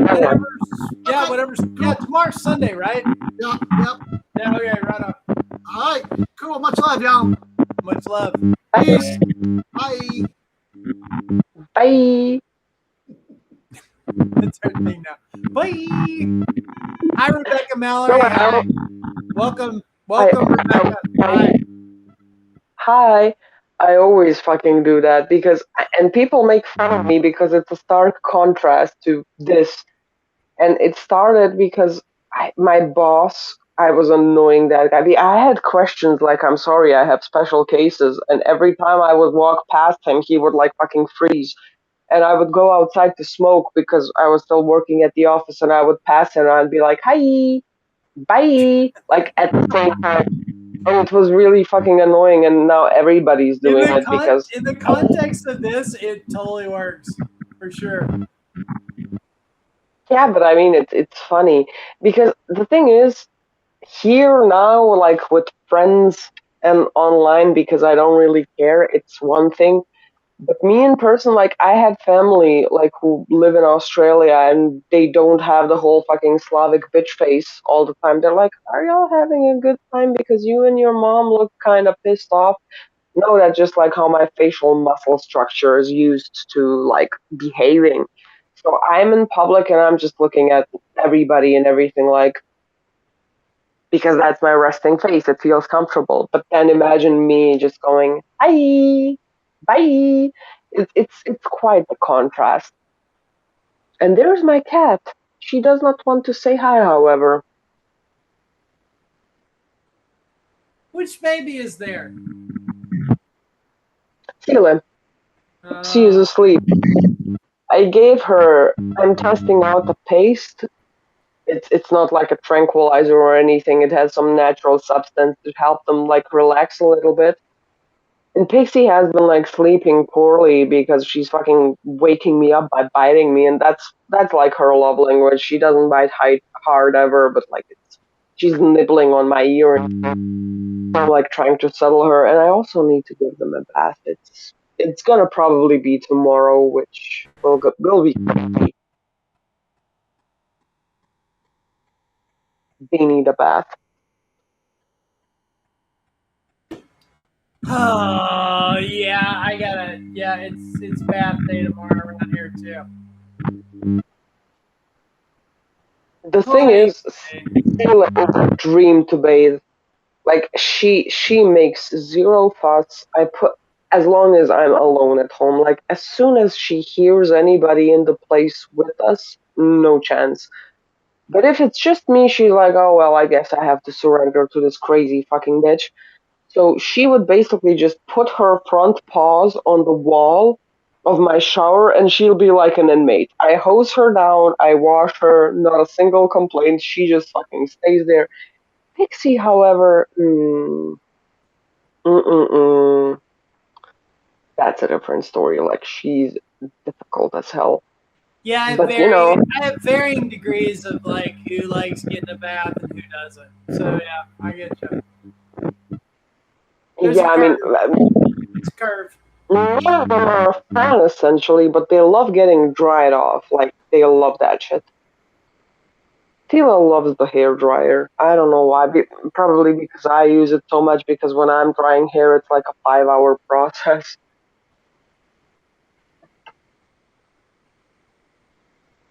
Yeah. It is that. How long does it take you to dry your hair? Depends. Like it really depends.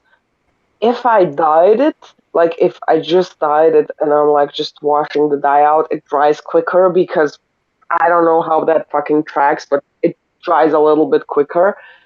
If it's just a hair dryer, it's like 3 hours Jesus. with like little breaks in between. But now that I have this fucking industrial fan, I like do both at the same time. So I'd basically like do the hair dryer and the fan is blasting me at the same time, which also cools off the hair dryer Huh, because it I opens guess. the All right. thing. Yeah. Yeah, but the thing is, my hair is down to my ass. Of course, it takes a Yeah, long I time. know. Like that's what I was saying. You got so much hair. Yeah, and the thing is, most of the time, like I just dry my scalp and like let air dry and stuff Yeah. because it's I get carpal tunnel from drying that. Like it's an arm workout. Like the bangs I dry first, and then like everything else, I don't care what happens. because the thing is, I never really wear it down because A, it's bad luck. B, there's a lot of like, I don't know, I mean, it never happened before, but I've had like people tell me they would do something, and I'm like, if that's how somebody thinks, I'm not gonna risk it with a crazy person. But I had people go like, oh, what if somebody spits gum into your hair? I'm like, holy shit, are we actually That, thinking like that? that would be a And I, killing event. yeah, I mean, and I had people like, even when it's in a braid, like I've been in situations where I was walking down the street and I stopped like at a traffic light or something, and I would just feel somebody like touch my hair without asking, like they're just standing behind me, like yanking on my fucking braid. Like it happened before. So, like, if they're behaving like that when my hair is in a braid, like imagine what they would behave like if it was down. That's weird. Just like Yeah, so, rando, grab your hair. yeah, like, and they're like, "Oh my god, it's actually real." I'm like, "Excuse me, like, am I like a petting zoo to you? Like, what the fuck?" Who the fuck does that? A That's lot of people, like at the wow. cash register. I've had a woman, she was elderly, like bless her heart, if she wasn't, I would have knocked her out. I was at the ATM once withdrawing money, and some fucking grandma was like, "Oh my god, your hair is so long," and she like, I almost got scalped at the bus one time. Not even the bus, it was the tram. I was going to a friend's house, and my hair was in a braid, and some fucking elderly lady, like the tram bus driver, braked all of a sudden, and it's a sudden movement, and the lady, instead of grabbing onto the bar, she grabbed onto my hair and she yanked me fucking down. Like I thought I was gonna die. I genuinely thought like, oh shit, she scalped me. Like it hurt so fucking bad. Damn, But yeah, that's weird. it's not like that's why like the thing is I'm not really like superstitious in that sense. Like I know how to protect myself well enough. But here in like our culture, especially here is especially like within my family, I know people aren't as careful with it as I am, but like you know me, I save. Like whenever I brush my hair, I save it. When I brush my carpet out, like once every couple of days because of the cat hair, like I save it and I burn it because hair is very, very tricky in terms of like the spiritual thing. Like Yeah, I I've don't heard even. that about like hair and like nail clippings and stuff. People are like Yeah, here it's anything they can get a hold of like that. That's wow. yeah, here, I mean, it's mostly like in a cyber, but like you're not supposed to like cut your nails at night because that supposedly summons demons or something. I don't know. But like if somebody has a hold of your hair, like hair holds memory, hair holds a lot of your energy. Like I have a whole fucking shoebox of me collecting just my hair. I'm probably gonna use it for some fucking sort of art project. Yeah, like I don't even trust every hairdresser. Like I have one of my guys, he's also very like particular about disposing of it. So I'm not worried. Like I really fucking hate it when people touch my hair. Like I don't even like it when my mom does it because the thing is when your hair is this long, a lot of people aren't equipped to deal with it because she means well, but she's like, "Oh, let me help you dye it." Girl, I'm sitting on the floor like and she's like stepping on it. There's more of it. Yeah, Like because it's like yeah, most people can't deal with that because when I'm sitting on the floor like it's touching the ground. And she's like trying to get in there and she's like stepping on my hair, which is also on the floor, which is it hurts. A And it's not practical to just like have it all down because if you get in a car, it gets stuck in the door, it gets stuck in your seatbelt, it gets stuck in a bag. It's also really, really hot, so it's all over you. Like it's really not practical to have it down. I And mean, there's a lot of people. mine's nothing compared to yours, but like I will wake up and like Calliope or somebody is like standing on my hair and like she'll be like looking down at me and I'm like, bitch, get off my hair. Ow, that hurts. So I can't imagine if somebody grabbed like your braid and started yanking on it. That's fucked up. I had a coworker. He was sitting behind me, and I had my hair in a braid, and he had a lighter, and he was like taking it to my hair, and he's like, "Oh, what would you do if I did this?" Beat you the fuck up and get fired, my guy. That's what I would do. Yeah, that's fucked But yeah, up. there's a lot of people who are real estate freaks who have like a really messed up way of thinking. And I feel like that's rooted in some fucking, I don't know, misogyny or rape culture, probably, because what do you mean you are casually thinking about setting somebody's hair on fire in this here office setting? Like, what the fuck is wrong with you? Yeah, that's nuts. Like, place this guy on a watch list. There's a lot of that, and I've also had like young kids, especially. It's always like teenage girls, and it's like 13, 14. They approach me and they're like, "Oh my god, where do you get your extensions done?" And I say like, "Look, it's not extensions, it's my actual hair." And then they start cussing me out because they don't believe me. Like, girl, I'm sorry, it's not extensions. Really? Yeah. I mean, I guess I could see that people would be weird like that. I've had people at work admit to me that they thought like for years that my hair was a wig or extensions. It's awake. It's crazy. Yeah, like, oh, and they always like come to me and they're like confessing. They're like, "God, like, can I tell you a secret?" I'm like, sure. We all thought that it was fake. And I'm like, what? Your hair? Oh, yeah, sure, whatever. Weird. And I need to cut it as well, so that's gonna be fucking fun. But I'm still not recovered from my mom comparing me to fucking Pennywise. That was wild. You know, you've had a whole clown motif going on lately. And it started with me being compared to fucking Pennywise. Oh my fucking god, I wanted to look like Lucy Westerna. I ended up looking like fuck ass Pennywise. That's a tragedy. Like, next time I go to my hairdresser and he asks me, what do you want? I'll tell him, look, I'll show you what I don't want. And it's gonna be a picture of fucking Pennywise.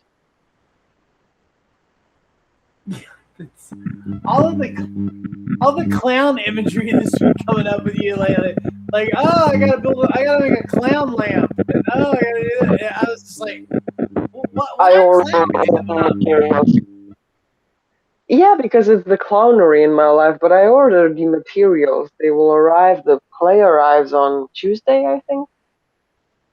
So yeah, I'll work You're on a clown lamp. really going for it, huh? Yeah, good for you. Good for you. And I mean, I'm not gonna let somebody rip off my mother for like 550 euros for Yeah, like that's crazy. big of a lamp. Like, I'll make her a decently sized clown one. The thing is, I kind of want to make me the clown. Because if you're gonna fucking call me Pennywise, now have me as Pennywise as your fucking lampshade. I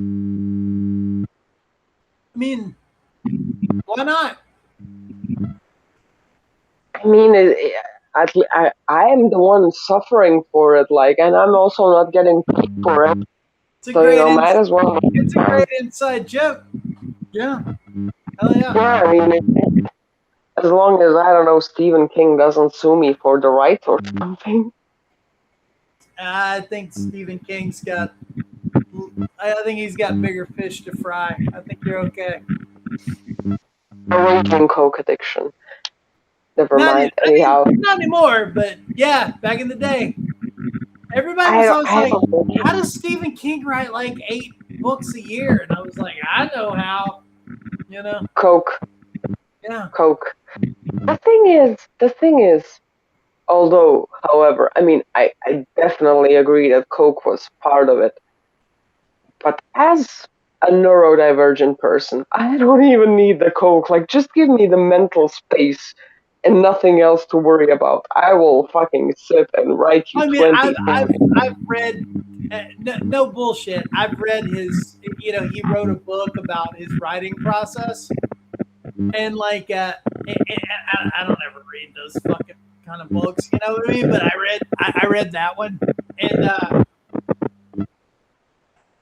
this is a cat who he literally like when they say, "Oh, you have to write every day," like this dude, he takes that shit seriously. Like Christmas Day, cool. He's getting his fucking 2 hours in or whatever. I mean, like the guy, that's all he does. So, The same like you with said, I'm sure the Coke was helpful back in the day when but it was pure. yeah, but is it? But he really is like he's a focused dude as far as that goes. Yeah, I mean, I know myself, like, if I have the, like, mental capacity and the freedom to do it, I'd be only fucking painting. Like, I don't give a shit about it. Oh, I mean, yeah, I would literally, I would be, I'd be working on shit every day if like I only. You know me, like, there's, like, periods where I don't do anything, but there's also, like, periods where I do, like, one finished artwork a day. I've Every watched you single fill day. a sketchbook up. You know what I mean, from start to finish. So yeah, no, I get it. You know, and I'm the same way. I'm not the kind of person who I I'm not one of those. Oh, you have to write every single day. That's not me. But Um, I will sit and like it'll be in my head, and I'll be like that shit never stops. But yeah, I'm not necessarily typing on the keyboard every day. When I but see I do a whole thing where like I have to sit with it. I have to think about it, and then I have to make notes, like handwritten notes. Like old school in a notebook with a pen. I have to. That's how my shit works, and connected to brain. When I finally hit the keys, it's like Mark Gatiss said, ask the chair, pen to paper. The thing yeah, is, it's the same with me and but the thing is, my drawings, like, they never start off with, I brainstorm a lot of that shit, but for me, I just start. I am, like, when I sit yeah. down with, like, a sketchbook and just a pencil, I have no idea what's gonna happen. Well, that's the thing too. As much as and that's the fun of it to me. Honestly, is as much as I plan and as much as I make note cards and like draw maps and like connect shit together and stuff.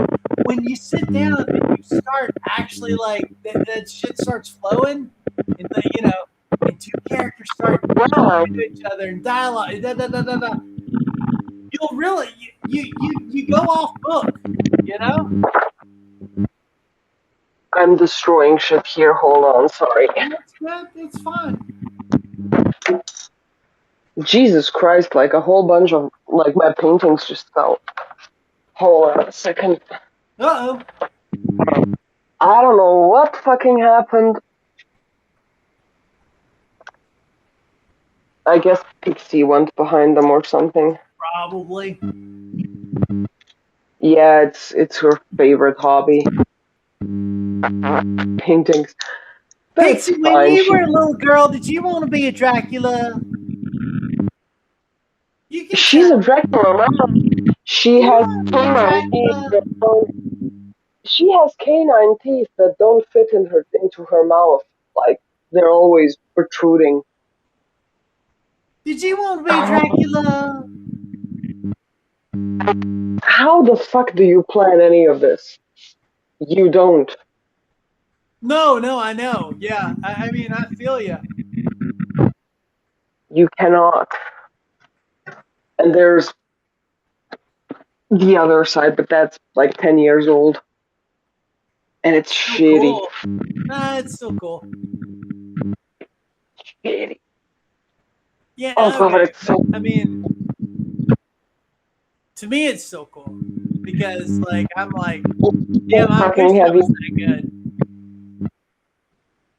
The thing is, like, every single time I think I'm the shit, like 3 months later, I'm like, oh god. Oh god. But I mean, that. I mean, But that's same. the beauty of it. Yeah, same. But I mean, that's how it's supposed to be. Because if if you reach a point where you're like 3 months down the road, you're like, yeah, I'm still a badass. You're probably not as much of a badass as you think you are because you're suddenly not growing. You know, you're not getting better. If I like made, let's say, 3 paintings in a row where I thought to myself, oh my god, I'm perfect, I would quit doing art. Yeah. I'm really fucking on it. Like, I would quit because what's the point? Like, if I'm just gonna gas myself up, then fuck, find a new area of expertise to explore. I get because I don't like the whole fucking self-centered thing that art has become, especially with like a lot of these AI artists trying to invade their because they have their fucking spaces, but they want the title of artist. And I feel like a lot of people just even in like their own personal non-AI drawings and paintings just chase the title of artist and they're not enjoying the work very much. So if I started gassing myself up needlessly for 3 paintings in a row, I'd just be like, okay, quit. Find something else. Find a There, challenge because I there, think I need a challenge. when you look at somebody who's an AI artist, okay, you're just doing that so people will gas you up. You're seeking the attention because what are you actually doing? Like coming up with like the perfect prompt? I don't understand. Like why are you? What are you getting out of it creatively? I can't imagine anything. Yeah, what, when the dopey computer like spits it out, like you're going, oh yeah, okay, yeah, look at me, I did good, you know. Like, what are you getting The out of it? illusion, the Yeah, illusion that you somehow contributed with your shitty ass fucking prompt. you want to start an argue. You want people to argue about the shit. You know what I mean? Because you want the attention, and then you want to feel like like, oh, look at me, I created, look at what I made, it's so cool, like, you know. But it's like there's no, you're not doing anything to. There's no art to me if you're not, if there's no creation process. You've completely shit canned the creation part of it. You know what I mean? You're going from like, oh, I just got to type out the perfect sentence and it's going to spit out the perfect thing. You're literally leaving out. You've cut out the important part of the process. But that's the thing, then go be a writer. Like, if you're so obsessed with making perfect sentences, make a few perfect sentences if perfect even exists, put them together, revisit it, edit it, revisit it, edit it, and then make a fucking novel or something. But no, No, like, I it's. mean, but they're doing the same thing with writing them. They're cutting out the entire creative process.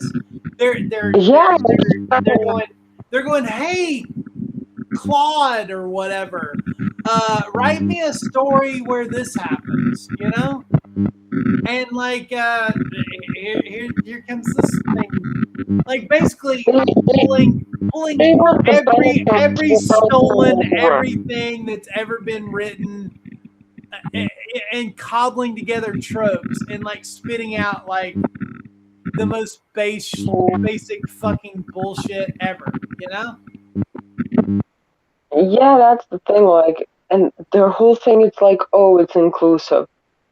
There's nothing more inclusive than the whole entire universe than making art. A fucking elephant is making art.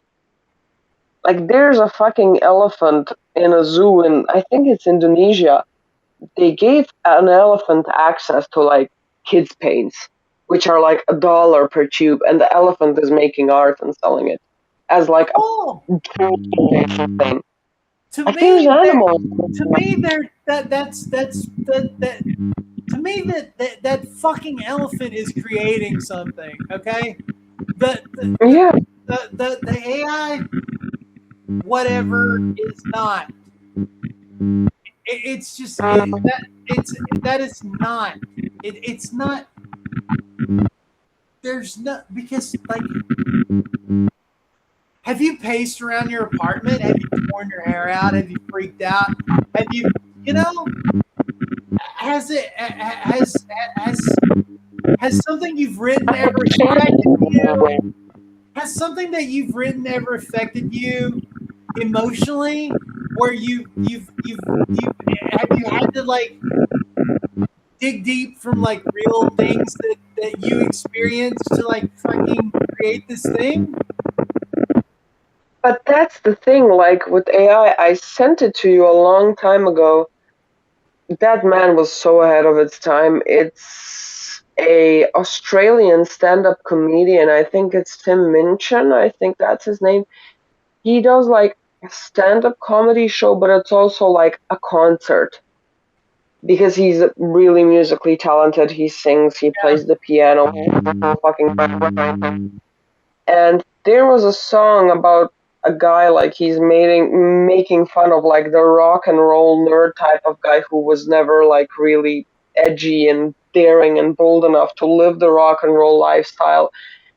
And it's a guy who never does any drugs, doesn't drink, doesn't smoke, works like a 9 to 5, goes to bed by 9 p.m., but he thinks he only learned how to play guitar in elementary school, he would be the next Axl Rose and Slash from Guns N' Roses. And he has a line in that song called Rock and Roll Nerd. It literally says, so then he sits and imagines his girlfriend is the only way to get some angst in his middle class head. But the bitch is always fine, and at 9:30 they go to bed. And I think that AI is a way for those people to not convincingly, but to some extent, like make up for the lack of real, unique personal experiences, and also a way to cut out the part of sitting with your feelings as you create the thing and then like processing your feeling afterwards. Because let's be real, it's uncomfortable. Like I've painted paintings that have felt entirely too personal to be ever like revealed for the public. And yeah, it sort of sucks that I spent like 5 days on something that I don't feel comfortable sharing with anybody, but like I processed stuff, but like it helped me. Was it fun? No, it was difficult. Yes. Did I cry? Absolutely, I did. But I feel like a lot of people don't like that sort of confrontation, and that's why AI comes in handy for them. Because they just want to avoid the difficult emotional work. And that's the thing, AI like really, really closely ties in with the whole anti-intellectualism thing we have going on. Because I'm sick of people who haven't read a book since the first grade telling me that I'm performative in some sort of I'm just educated. Because right now you have a lot of people like shit to them in the most basic of terms.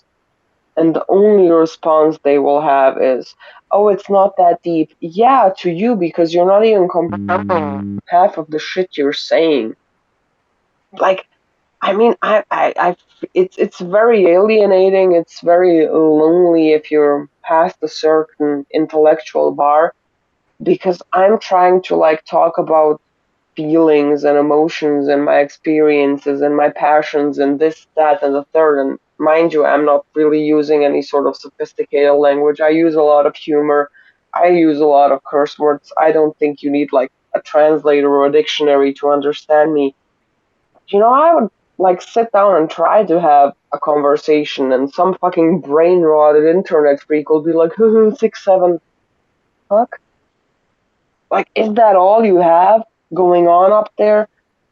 And I feel like AI has become that sort of buffer zone to excuse the whole anti intellectualism thing and the lack of one's ability and the lack of desire that some of these people have to like actually express and improve themselves. It's tragic.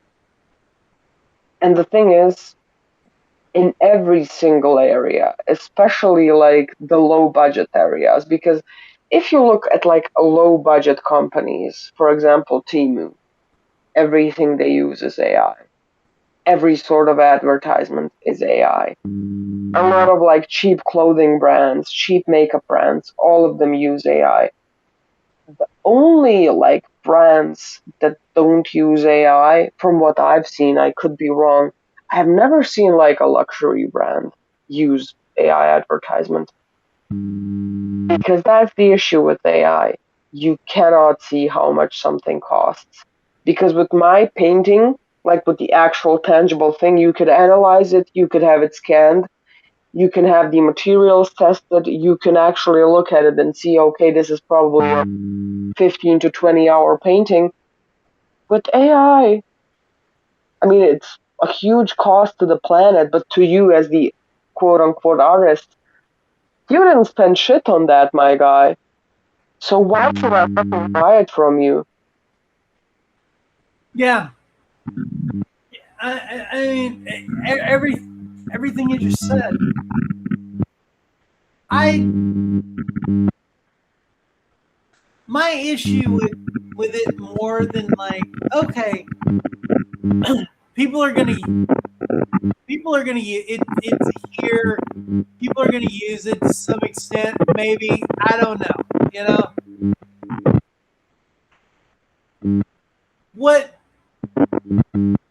what makes me what gives me angst about it, makes me actually sad when I think about it, is how important the the process of creation has been in my life consistently over the course of my entire life. Okay? And I know for a fact that I am a better human being for having um, I mean, let's be honest, having dealt with all that bullshit, you know what I mean? But like, because I Yeah, could but have that's just been the like, thing. I'm just gonna be I'm not gonna fuck with this. It's too hard. It's da, da, da. But it's made me a But better that's the person, thing. and it's brought me tremendous joy. And what I feel like is what makes me sad is that they don't even know what they're missing out on. Yeah, Like that's the thing. they That don't even have a makes me concept sad. of like my life is going to be richer if I pursue the arts and like actually pursue the arts in some fashion. They have no concept of it. But the thing is, if the process is so repulsive to you, then that's not your passion. Like, for example, I'm the stereotype type of, oh, I'm good at art, so I must suck at math. I was good at math. I hated the process. Like, I was always looking for a shortcut. I hated explaining how I got to a certain result. Like, I hated that. Which means, okay, math isn't for me. Use a calculator. But it's not that simple. Those people want the recognition and the praise and the status and the social standing of being Yeah, seen. Not because, let's be real, they can never be an artist. And a lot of people are like, oh, the same thing was said about digital artists. Like people said that's not really art. Yeah, uneducated people. Like I've always Oh, seen when photography came along, it was it was gonna kill painting, and when that's not the same argument. yeah, It's not. because for It's all not the those same people, argument. It's not the and the same thing is, argument. definitely, and the thing is, like, if you hate the process so much and you're just in it for the result, then do anything else by all means. No, Because the it's thing not. is, It's not for you. If you want to write a novel, but you don't actually want to write a novel, okay, then you shouldn't be writing fucking novels. Okay? absolutely. But that's what a lot of those people don't get. Like I said, they just want the recognition and the final product. The thing is, like, my process isn't always fun. It's difficult, it's hard, I'm tired, I get exhausted, it's draining. The thing is, like, if somebody asks me, what's one thing you know how to do? It's the process. Yeah. Because, like, the thing is, it's really hard to explain, especially to somebody who relies on like training wheels for everything. Like, it's a difficult thing to do. I'd be going crazy if I wasn't doing that. Like, if it wasn't for art, and I'm not just saying like painting and drawing, like I'm doing arts and crafts all the time. If it wasn't for that, I'd be actually going insane because I wouldn't know what to do with myself. Because in all of my life experience and all of the shit I've been through, it's the one thing where I feel like, oh, I actually know what I'm doing, even though I don't. Like I'm still figuring it out. We're always learning, and that's the beauty of it. Because no matter how much time, how much energy you spend on it, there's always more to learn, and there's always more to do, and there's always more to explore. And this way, you're just fucking feeding an algorithm and like training a slop generator. But the thing is, the one thing that's like really beautiful to me, I've seen a lot of people who have been like, I've started hating AI so much that I've picked up painting, even though I've never painted in my life before. The But the tide is definitely turning. mm, I mean,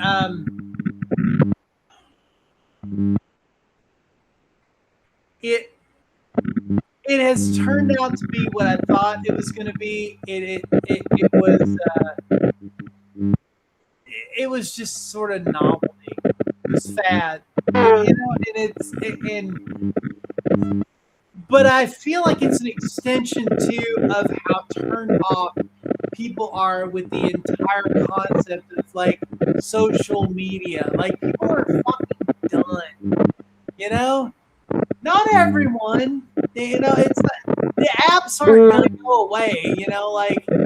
mm, But what I people used actually to hear, people are tired of living their lives online, having to be fake as fuck all the time to try to impress people that don't give a fuck if you live or you fucking die. Okay, and and just so you can have all of your information, all of your life stolen, everything you do, and fucking and just be fed like this miserable algorithm of just like the worst parts of like the world mm, constantly to keep and you everything engaged. and rage bait and this and that, and it's never a good thing. But the thing is, what I sort of low key fear in that term, like I've seen it die down. It's still an advertisement because those people are cheap as fuck. Obviously, it's gonna be there in advertisement still. I don't know if it's just my algorithm, but it's died down in the arts. It's died down because not a single one of those AI movies had any major success. there's a lot of fucking scrutiny over it. Like it's died down in every area, but I feel like people are like keeping it as like their perverted little secret because I still feel like the chatbots are booming. Oh yeah, that is a thing that's like that. I And that's the most dangerous part of it too. yeah, It's because non-AI related relationship qualities have gone down significantly since texting became a thing. Not social media is like I'm gonna spend a few hours a day on Facebook, like 1 or 2 hours. Other than that, I'm gonna, it's not technology that ruined relationships because you had phones, you had options of communication, but when cell phones and free text messages around the clock became an option, the human mind is not built to perceive solely text-based communications. It takes a huge effort and a lot of time. For example, you and I, like, we text a lot. It took us a lot of time to like get to know each other, to understand what sort of cadence I might be implying, if something is a joke or if it isn't, if something's yeah, for serious. sure. Yeah, absolutely. And that's the thing. When texting became a thing, We also do a lot of voice messaging where we hear each other too. So yeah, exactly. but we don't even have to do that because, like you said, we know where each other's coming from, and we can hear each other talk. Like when you send me a text message, I hear you talk. I hear you say it to me. Yeah, and the thing Yeah, is, we are continents apart. But yeah. the thing that is backing up human relationship is the accessibility of being able to text and reach somebody 24/7, and also the over explaining of shit. Because I'm happy to explain. If something is confusing you, if something isn't clear, if I have the desire for you to understand me, I'll explain with pleasure. There's this constant tug of war for over explaining shit. Like, I don't have to over explain myself. If I tell you, look, what you did is bothering me, that should be enough. I don't have to go into my fucking lore from 50 years in the past for you to validate why something is bothering me. But a lot of relationships are like that nowadays. And a lot of people are applying like this whole therapy speak thing. And don't get me wrong, communication is very important. But I feel like a lot of these people are just like talking in circles and no communication is being done because one person speaks Spanish, the other person speaks Italian, they don't understand each other. They may be communicating, but there's no understanding between them. And that's what a lot of like these relationships feel like to me. And AI sort of removes, which it doesn't, removes the issue because the bot will agree with you. It prioritizes agreeing with you over fact, over reason, over potentially harming you. Like It would that's be that's easier to talk to a bot than it would be to talk to another person because definitely. yeah, it like you said, it's gonna feed you what it knows you want to hear. Okay. Yeah, I feel like that's gonna fuck up a lot of these people, especially people who have felt lonely and without like. The thing is, a lot of people. That's what I noticed. The ones that use AI and who are big fans of AI, they don't have a rich inner life. They may have a solid life in the books, but the inner life is kind of empty. And I've seen, and the thing is, the AI thing, like they hired some fucking outsourcing thing in Africa somewhere. Employees have to watch like hours of gore shit that people generated for like $1.60 per hour. No, Just that's really a thing. That Jen and I talked about that on the podcast. Yeah, which yeah, it's I honestly had no idea, and she broke the whole thing down. and they're paying these people nothing to just look at like the most horrible things you can imagine, you know? And somebody sat there and generated that. Yeah. And that's like, I feel like this whole AI thing, like, I had an ad the other day because I don't fucking pay for YouTube Premium because, you know, I had an ad on YouTube. And the thing is, I was watching like my YouTube is just for documentaries. Like, I don't really do Yeah. anything much on it. And it's an ad of an AI chatbot, and it's some fucking girl 10 years old, like a cartoon, but not really.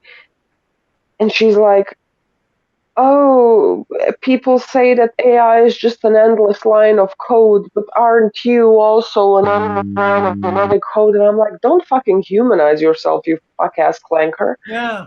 And now the way it's advertised is, "I will never abandon you, I will never leave you," and it has also like this whole perverted undertone, which dehumanizes women further, and it's I feel like AI will bring out the darkest sides of humanity because of its supposed privacy, which doesn't fucking exist. Like, AI will be used in court one day against people, as it fucking should, because Oh, I for don't believe sure. anybody. If you It fucking think should. if you think that you're talking to one of those like clanker girlfriends or whatever, and like that shit's just private between the two of you, oh Look, fuck. if AI should be used for anything, and I'm the last person to advertise the use of AI for anything, unless it's like data entry and not even to enter it, to just go over it, to convict fucking predators. Because no way in hell should somebody be able to generate CP, CSAM, and other kinds of violent, deplorable, disgusting material using an AI generator and just go by unpunished. Well, see, there's a so okay. There are uses for it, and they've identified, you know, that we're like in say in it can be very useful uh, in like medical research and things like that. It can also it's also a thing where it would be more efficient for said research if you used a smaller LLM that was specifically designed for that purpose, and it would not use these tremendous resources that it's using right now. You know what I mean? So you can basically type in like shit like uh,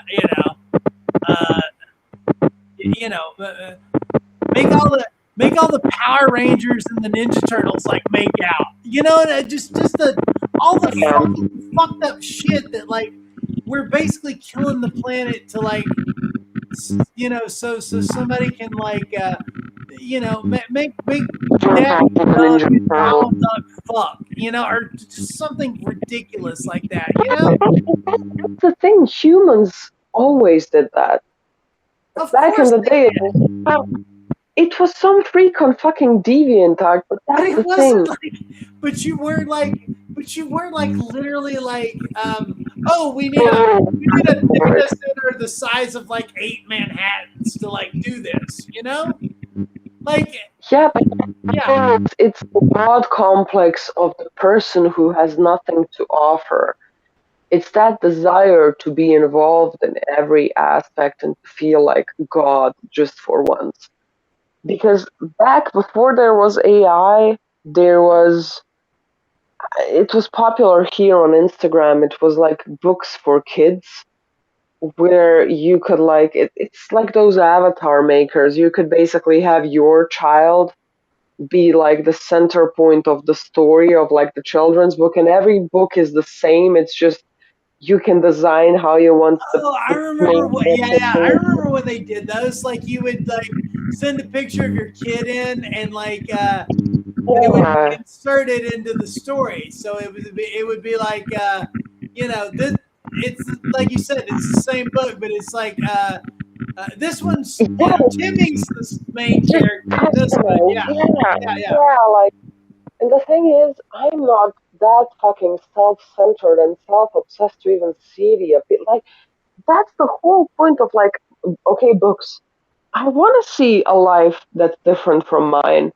If I wanted to read about me, I would read my diary because that also exists. I don't need to read a version where I'm the main character of, I don't know, The Wuthering Heights or Orlando or whichever book is currently behind me. I want to see the perspective of that fucking time and that fucking character in I, that I, place. I don't want to read shit about me. You know what I mean? Like I want to put myself in a new space and like and live through another character. You know, like I'm Sure. me every day. I don't I don't need me on the. But that's what they're. Ultimately, I feel like that's where they're going with this bullshit. Is Mm, they they're like, hey, you know what? You know how we're gonna make like crazy money off this is we're like you sit down and you prompt the dumb thing and you go like, okay, hey, I want to watch the Avengers, but like they're in like Game of Thrones land, and and like basically it just creates this fucking slop fest. abominable. Yeah, abomination. What do you call it? Like a chimera. Yeah, Yeah. it creates this like creative chimera of just Yeah. like Slop. slop IPs that are just like fucking, like I want to watch Mickey Mouse fight the fucking Guardians of the Galaxy or whatever, Yeah, but the thing and is, I that's feel where like they're a lot of going with people that want shit. to be using it for that. I feel like a lot of people like it's not about like having this concept and that concept meet because Tumblr fan fiction did that and Yeah. people were really good for it. Now it's this whole self-centered thing where it's like, oh, I want to watch the Avengers, but make me a character, and like they describe a way cooler, Oh, way more polished version. I'm sure that's where it's And going then too. Yeah. instead of Infinity War, where they battle Thanos, it's fucking, I don't know, Doctor Strange and Iron Man trying to both date me at the same. Like, it's the whole self-obsessed. People basically using it for self-insert fan fiction. Like, bitch, do you know how to close your eyes and like fucking envision shit in your mind and I think can about it? tell you that if you think about it, I'm almost convinced that okay. Well, all right. There's two places that's going to go first, okay? Because it's first off, it's going to go to porn, okay? Because that's that's literally where all the like new technology starts out. It's like, oh, we're going to do it in porn. So it's going to be He like will let you can insert you yourself. I'm sorry. Instagram. If your pictures are on Instagram, you are basically agreeing for anybody and everybody being able to use your likeness in AI. Oh, supposedly they pulled back on that today, but there was a Variety I don't article believe like it. 2 days ago. Yeah, I no, don't believe it. I don't trust those fucks as far as I can fucking throw them. You know that. You know Yeah. that's the whole reason I'm not on there and I'm never going back. But first Yeah, off, it's gonna the be first used for place they're gonna do this is it's gonna be porn, and it's gonna be like, I want to be in the porn, and I want to, whatever. I want to have sex with this famous porn star, and you'll put put on one of those dopey fucking headsets. Yeah. You know what I mean? Yeah, Yeah. and like, yeah, and it'll be like, and they'll make something that like dudes put on their dick. You know what I mean? And like it'll, and you'll sit there and you'll like, okay, but the next place it'll go is video games, and it'll be like. You won't play Grand Theft Auto. There won't be any characters in Grand Theft Auto that you. Oh, I'm this character. It'll be you, and then you'll be in Grand Theft Auto. And everybody else will be NPCs. That's where it'll go next. The thing is why I will never, like, even if I have to write something, the reason why I will never use AI for anything, especially why I wouldn't use it for anything fan fiction related. Because the thing is, it still has a lot of like human verification behind it. Like I genuinely, like I'm that fucking crazy that I think if I actually started writing like fanfics into AI, that somebody will make it like a fucking multi-million-dollar movie, and I will have no fucking rights to it because there's no fucking ownership with Of AI. course. Well, there's no owners. Yeah, there's no. That's the other thing, and that's why there's two reasons why why like shit's fucked up right now. Okay, one is there's no clear ownership. Okay, so that's why a lot of these deals like the thing that OpenAI did with Disney briefly, that they shut that shit down. Real quick. The second thing is it's that, and then there's they're realizing the true cost of AI now and how expensive it is. And how little earning potential it actually has. It's become a situation where they're finally running the numbers and they're going, well, hell, it was cheaper when we had people on the payroll doing this, because all those fucking tokens are expensive, and it's like we can just hire some dude to do this. Like Ford, like rehired all their engineers like 2 weeks ago that they let off because they realized that like, AI can't do this and it's like way more expensive. So they had to turn around and hire all these dudes back that they just laid off. And I hope they busted their ass and were like, yeah, I'll come back. My salary's doubled and I get this now, Yeah. Well, that's the thing. Like, I had a questionnaire to fill out. It was for my cousin's friend. My cousin asked me. It was about like AI and the chat models and shit. And one of the questions was like, was the AI bot empathetic? I just waited for the end of the questionnaire where I could give my own feedback. Like, how can a robot be empathetic? It can fake empathy, but empathy is the thing that separates us from animals.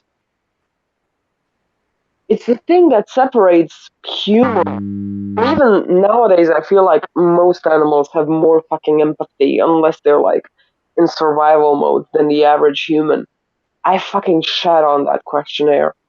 The thing that they're gonna fucking pivot now because they're running out of options because, like you said, with the Ford thing, and Ford isn't the only one. Like Duolingo fucking flopped after they let everybody go and they decided to be pro AI. I haven't heard shit. I used to hear about Duolingo all the time, and I haven't heard shit since they basically were like, yeah, we can just let everybody go and let the clankers do everything. And like I haven't heard people are just making fun of it. Like, a lot of companies are gonna fail. Oh, the thing is, I feel like, and it would be so fucking hilarious. Like, because at that point, that's what you fucking deserve. they're gonna fucking make people addicted to their AI fucking chatbots. They're gonna let them do it for like 3 months or 6 months. Like, really let them fucking make their Frankenstein's monster of a girlfriend from scratch, make them exactly as they want them, and then fucking charge them. Like, Oh, if you there's want no way that shit is staying free, and they're gonna they're gonna long game that. I think it's gonna be longer than 3 months. They're gonna let you get nice and cozy with Benny the Clanker, and then it's gonna be ridiculous, and those fuckers are gonna pay. yeah, because the thing is, if you're that into your AI clank or whatever the fuck, you're ruined for people. Because Well, it's okay. It's just an extension, and this is my contention. Okay, like being a dude and knowing dudes. All right, it's just an extension of uh, the dude that just goes to the strip club. You know what I mean? mm, And then, and then they all those dudes kind of have graduated to, I pay like 5, 6 girls on OnlyFans a month. You know what I mean? And like now it's okay. Well, I can actually interact with this fucking clanker, and I don't. I don't fuck with the. You know me. I don't fuck with the clankers. Okay, but like I'm sure they're like. I'm sure there's there's I know they're sexting and stuff. I'm sure they're showing like dirty clanker photos or whatever, whatever. They're gonna make it like you're like they're gonna make it like you're getting nudes from your girlfriend or boyfriend or whatever. Yeah, I'm sure they and are. the thing is, that's the thing though. If you're that used to a man or female, but mostly men, let's be real. Yeah, let's Like, be real. It's mostly men. that, if you get that used to a person, quote unquote, who is exactly to your liking, who does exactly as you say, whenever you say, who looks the way you decided them to look, who doesn't exist outside of you, it's gonna create a God complex and it's gonna ruin you for everybody else. Because if you're that used to your clanker who says, yes, sir, yes, master, yes, daddy, to whatever prompt you fucking, you're not gonna be able. The thing is, porn already did that. Yeah, exactly, and that's my point too. Is that these are people who are already lost. They're already lost souls. Okay, they've already fallen down the rabbit hole. Okay, this is the thing though that is gonna like snatch them up and never let them go. And then and you're right. It's more dudes. I feel like though, okay, that it's even more nefarious. But what they're gonna do to like trap women is gonna be even more nefarious. Okay, because they already have there are already companies who are like, hey, your mom died. We can bring your mom back. You can like call your mom. That's how they're gonna get that's you're gonna be able to FaceTime a clanker representation of your mother or your dead grandma or your I mean, as horrible as this is, your dead kid. Okay? You're gonna be able to like talk to the and that's how they're gonna get women. Okay, they're gonna get Yeah, dudes with sex. They're gonna get women with the emotional bonds of lost loved ones. I shit you not. It's not even the Lost Loved Ones I've seen. It's a separate AI chatbot. I was watching, like, I was listening to music. It was on YouTube Music, and between songs, like, it's a character from like an anime. Like, it's a famous, established character. It's not some character that somebody cooked up, and it's basically catered to like a female person. And they're telling her like, "Oh, I know you're doing such a good job with the kids. I just wish I could help you. I'm your rock. I'm gonna be there for you." It's catered to clearly somebody who's like a single mother who's already got so much on their plate and who doesn't hear good job a lot in their personal life. So they're gonna get women with emotional and like a Yeah, personal it's gonna be. connection. They're gonna. That's A woman the who, well, a woman who feels isolated, who needs like a friend, mirror. or needs a. They need like a. Okay, the number one genre with women as far as books go, okay, is something, is anything romance related, okay. Right now it's romantasy.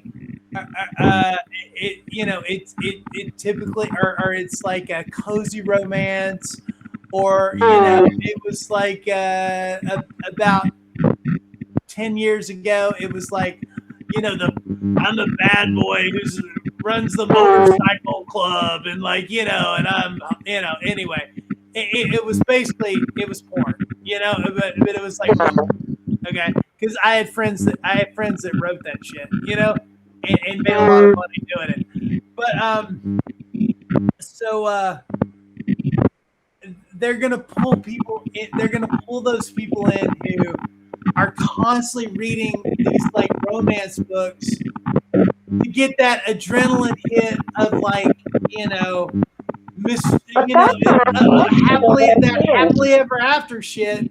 They're gonna pull those people in there too. Dudes are pretty easy. You can pull dudes in with sex. You know what I mean? It's like, hey, I'm the, I'm the hot like space alien chick that like, or whatever, and they'll get, dude. I am a hot elf, or I'm a hot anime girl, or whatever.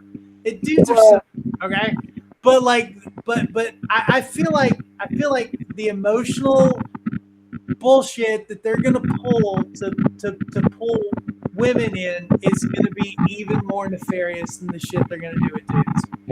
definitely, but I think that's like a clear reflection of our times because the whole thing about the male loneliness epidemic has nothing to do about the loneliness aspect. It's No, it doesn't even have to be it anything. never did. It never did. It never did. The thing is, they just lost a lot of men, lost a lot of access to women's bodies, and AI will try to counter that same way that a lot of women lost a lot of ability to trust and emotionally connect with a guy because they're always scared for their lives with most of these men. So I feel like AI will capitalize heavily on those fears and those losses, but also what I fear will happen because it's been done. There's been a school in the UK that's been affected. They posted like their yearbook picture, and somebody emailed the school. It was anonymous. Somebody made CP with every single picture of that yearbook and sent it to the school.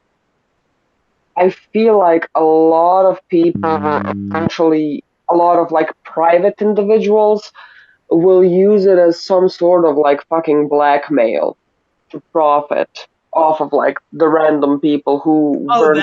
that's gonna be a thing too, for sure. Like they're already like, they're people are already getting phone calls, and they think it's their grandma that's like, or it's mostly, they're mostly targeting grandma. It's like grandma gets a phone call, she thinks it's you calling her, but it's not. Yeah, and grandma, I need you to send me money, or I'm stranded, or whatever. And like, yeah, there's gonna be a lot of that. There's gonna be a lot of that. It's just it's ridiculous. Like I don't want to really participate in that sort of culture, and I don't, which I'm very happy about. But also these whole like the pervert meta glasses. Oh my Oh, fucking god! I the have thing an with app. AI, just like take AI and like put it on a scale, okay, and like the benefits versus like the horrible shit that it's gonna bring about, like that shit doesn't balance. There's it's gonna be used for way more fucked up shit than it is to Yeah, benefit society. that's the problem. That's the problem. The people who actually benefit from AI don't give a fuck. They have a private island with a bunker which is connected to another 20-kilometer deep in the earth bunker. They don't care about No, pollution. they don't care, and they look, and It's not going to be their kids affected by it. they're Like the like people who are making all this money off of social media and bullshit like that. They don't let their kids on there. yeah, yeah. They, I mean, Jen That's can the tell you that thing. Jen's from that community in Seattle of all these fucking tech pros, and like they don't let their families fuck with the shit that they're selling. Literally. That should tell you everything you need to know right there. But that's the thing. Those people benefit. That's why TikTok has such. I feel like that's the thing. TikTok can be wonderful if you take the time to curate your algorithm. Anything can be And wonderful. I mean, well, okay, at this point, probably not meta, but like anything, but anything can be okay if you curate your algorithm and you avoid that bullshit. Yeah, for sure. that's the thing. Like my TikTok is antique jewelry, antique fashion, and art and cute. Like that's it. Because every time I see some fucking bullshit, I click not interested. My friend told me apparently there's some fucking crazy ass idiot of a woman who is in America. She's met some fucking guy from Afghanistan on Snapchat and she's planning to go and live with him in Afghanistan, the place where a cat has more rights than a woman. And she's like, "Oh, you didn't see it?" No, I didn't, because that's a pissing me off factory. I don't have time for that. And the thing is, a lot of people, TikTok, Instagram, YouTube. it's You have to be on YouTube. YouTube. If some shit pops up that I'm like, oh fuck no, like I immediately I'm like, do not ever show me this again. A lot of Yeah, people don't like to put in the effort because their brains have been prepped and primed with Vine videos, which are 6 seconds long, and your attention span is short. Like people in power benefit from the masses not being educated, of course. not having critical thinking skills. Like that's the whole fucking point. They also benefit from the masses arguing and fighting with each other constantly. Okay. Isolating the people who actually know a thing or two because they're perceived as freaks. Like Keep them locked in a culture war so they don't start a class war. That's it. absolutely. 100%. Because Games. if they all realize that like everybody's getting fucked and like they're all the same, like that's when the guillotines come out, you know? Yeah. And they don't want that. The class gap is bigger now than it was back in the day when they put out the guillotines. Mhm. Yep. But Yeah, that's the thing. I mean, you're 100% correct. Like everybody was telling me not to get back on Twitter, you know, and like even me, I was telling me that because like when I was on Twitter, I was like, yeah, this place sucks. Everybody just argues all the time. All I see now is like movie shit and like people that like are nerds like me collecting VHS tapes. You know, it's like, yeah. It's not hard. You just that's who you follow, and that's what you like and keep up with and shit. And like, if some wild shit strays into your fucking algorithm trying to piss you off, you fucking eject that shit. With Tumblr, I mean, I don't use it. The thing is, my Tumblr, like, I hearted a lot of things for art reference. And when I use it, like when I process it in a painting, I unheart it. It's gone. Like I keep it maybe for like a little while in case I need to revisit the painting, but otherwise it's gone. Because who mostly post on Tumblr, like the lady that we followed on Twitter the other day, she posts to Tumblr first. I just turned on the notifications. Like whenever she posts, I get a notification, and I log into Tumblr just for that. Otherwise, I don't care. Like nothing good's gonna come for it. It's only a distraction. And now I've put in a lot of effort into me. I've put in a lot of effort into my life. I don't want to be distracted. Like I No, don't need when I, something. when I when I didn't have anything going on and I wasn't busy, it was fun to like scroll and look at like pictures. It was like, oh, it's But they fun. Same thing with like Pinterest and shit like that. It's like, oh, there's neat shit here. Da da da da. But then like now I'm just like, oh my god, I barely have time to do all the fucking shit that I've taken on to do. I don't have time to go over there and fuck around. You know? Yeah, the thing is, like, but that's the thing. A lot of people like they lack the critical thinking and the honesty. Like that's the thing. AI helps you be dishonest with yourself. AI helps you figure out. Like I told you, like my jeweler who I don't talk to anymore, she was like, "Oh, AI helped me write my New Year's resolution." Bitch, what? You're supposed to know what your goals are. And she's like, "Oh, AI helps me make a recipe," and then she's like, "Oh, it was inedible." Yeah, because of course it was. It doesn't know your It doesn't preferences. fucking eat. It doesn't fucking eat. How can it come up with a recipe?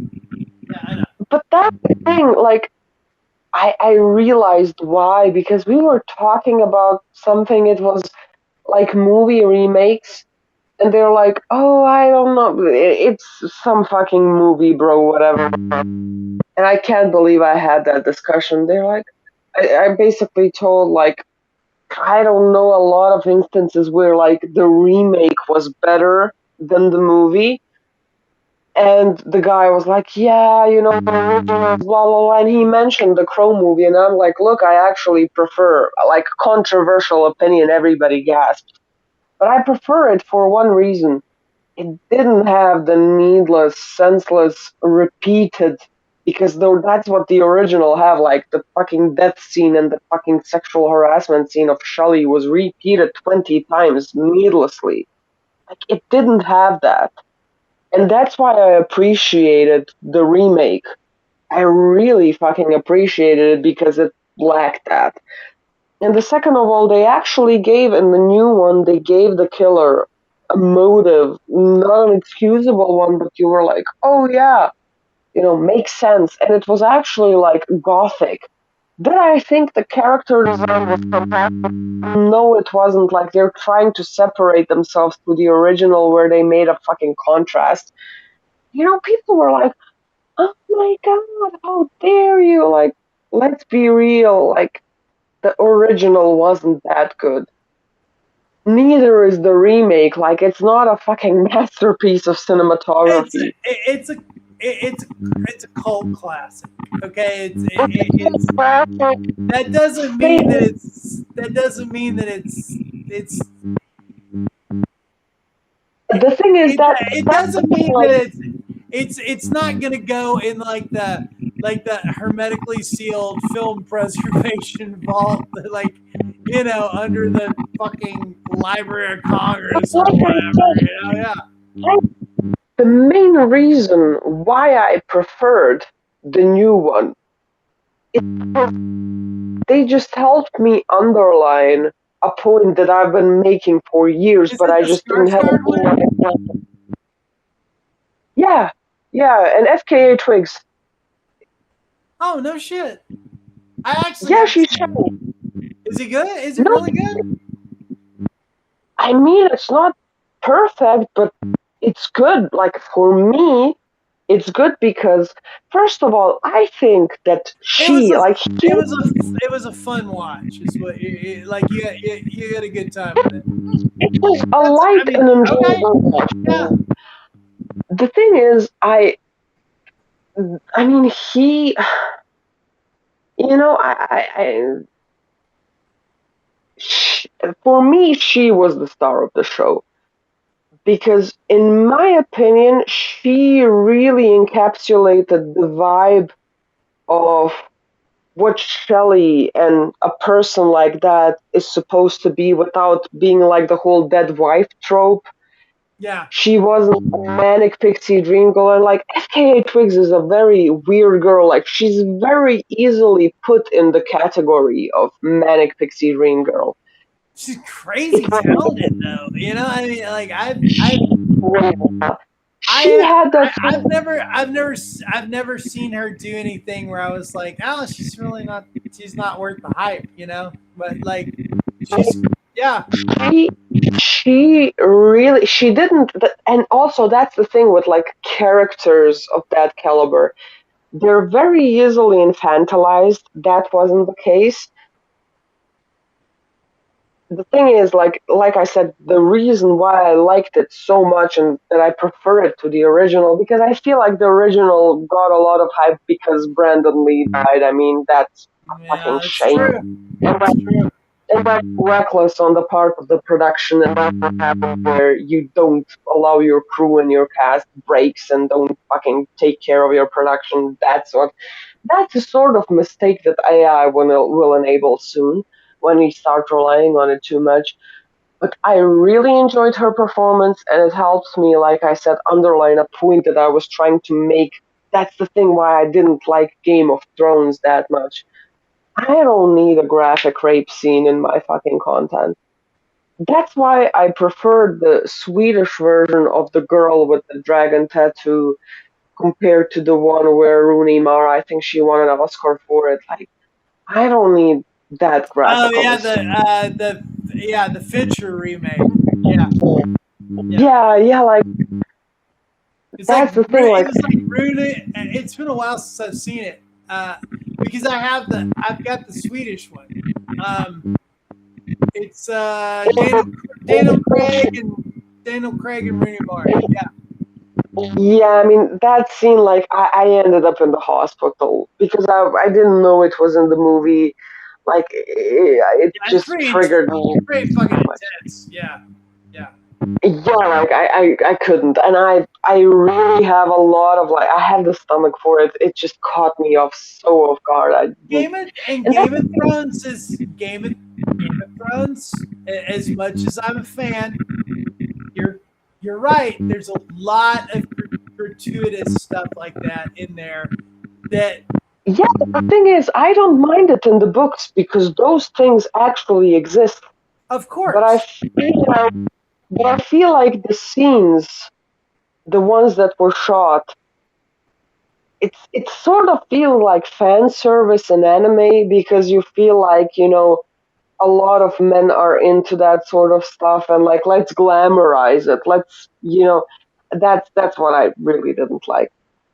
And the thing is, that's what I actually really enjoyed about this movie is it didn't do that. It wasn't the usual like John Wick dead wife trope where a dead wife is just a convenient excuse for a guy to move on without consequences. Skarsgård is a solid actor. I just he's in a lot of remakes, and I feel like that's a huge problem for did you him see because Barbarian? no. That's you should check that out. That's a wild one. It's he's in that, and I think he produced it. Um, It is the first movie. It's the first movie. Is the guy that made Weapons.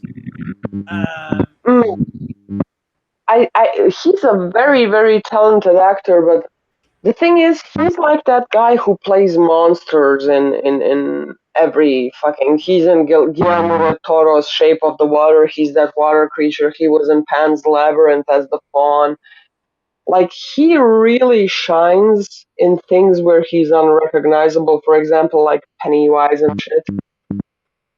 He one movie that I also is it a movie? He was in Locked with Anthony Hopkins. He did a good job at like that's why I'm not really a huge fan of him. I mean, he's a good actor. I just wouldn't list him as one of my favorites by any means because I don't see him in a lot of like independent stuff. But like, what's the thing? Like, he plays a lot of like just disgusting, vile characters. Like, I see him act and I'm like, yeah, this guy would fucking bully me in high school.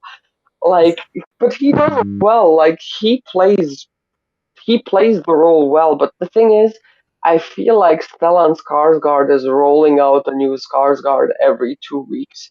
Like, there's always a new. right. Yeah, I mean, I'm a big fan of his brother, which I don't have a problem with Bill. Both of them. Know that, yeah, Alexander or whatever. Yeah, what Yeah, yeah, True I Blood, that love. one, The Northman. Yeah, I loved. Alexander is really, really doing well, but I like Gustav. He doesn't get a lot of like credit, but he was in Vikings and he played Floki. That fucking Oh yeah, that guy. Yeah. movie, I remember that guy. he, Um, he's like, I mean, that's also the thing. Like, depending on the character, well, it. I really, really enjoy that performance. For example, where Alexander falls into like a lot. It's typecasting a lot of the time because he falls into that pretty boy category and True Blood and Lady Gaga music videos. I feel like he boxed himself in. I fucking hated Bill in I call him Billy. I don't know why. In John Wick, like, I fucking hate Marquise de Gourmand. Like, I hated his fucking guts. Maybe because I was stuck in the cinema for 3 hours in an uncomfortable position. I've only I seen the hated. I've seen the first John Wick, which I refused to watch for about 3 or 4 years, Um, even though I'm a big Keanu fan, because they were like, oh well, yeah, they kill his dog and like he goes ape shit, and I was like, I don't watch shit where like they kill the dog, but that's that's yeah. the thing. But Like, I eventually like broke down and watched it, and I was like, yeah, I mean, but that's the yeah, thing that pisses me off with a lot of those movies. Like in John Wick, I vividly remember the first one. Like, the killing of the dog is implied. You don't see the yeah, action. You see a paper. they did a good job with it. Yeah, But that's the thing with a lot of these movies when it's sexual assault, or let's be honest, I'm like fucking sick and tired of people saying, ooh, grape. Let's get it straight. Like, that fucking shit gets repeated, televised, start to finish, glamorized. I feel Like, like they've pulled back on since since Game of Thrones. Actually, I feel like they're pulling back on gratuitous sexual assault. I don't seem to see it as much in. they're not. Maybe I'm wrong. Maybe I'm wrong. I don't know.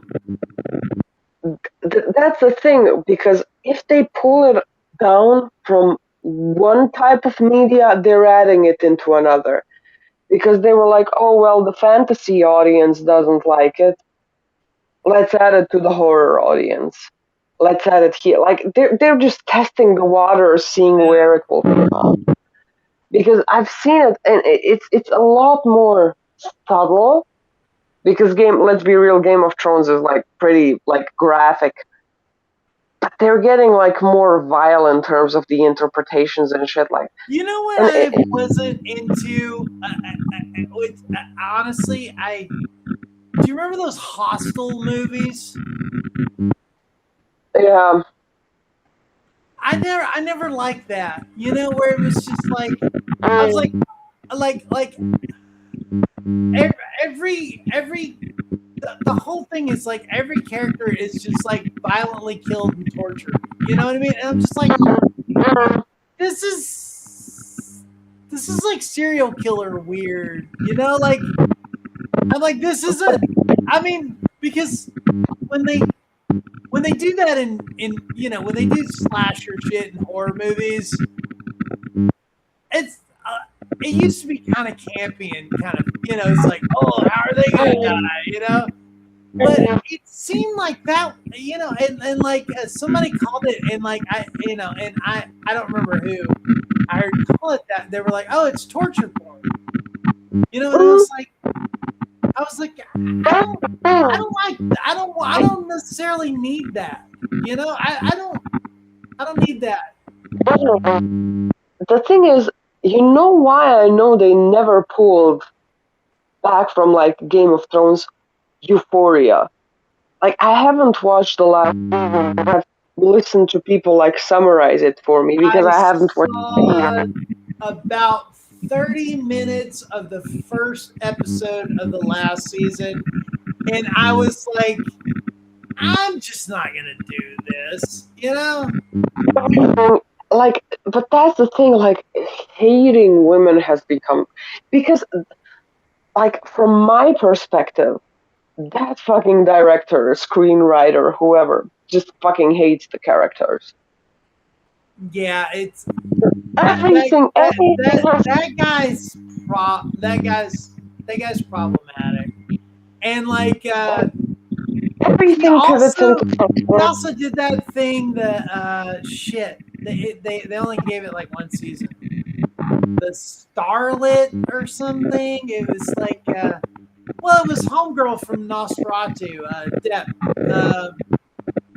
With the weekend, Yeah, that thing. Yeah, which I was like, poor. I watched like maybe 2 episodes of that, and I was like, this is a mess, and like I don't even think that they I don't even think they aired the last episode of it on HBO, and but then they turned around and gave that guy another season of fun, which I'm sure it was like, oh, El Roddy's hot, Zendaya's hot, what's her name, like the blonde chick, Schaefer.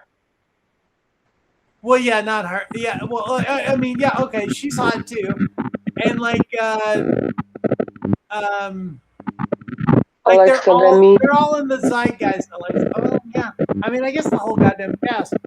I'm thinking of the one with the fuck, what's her Sydney something, Sydney Sweeney.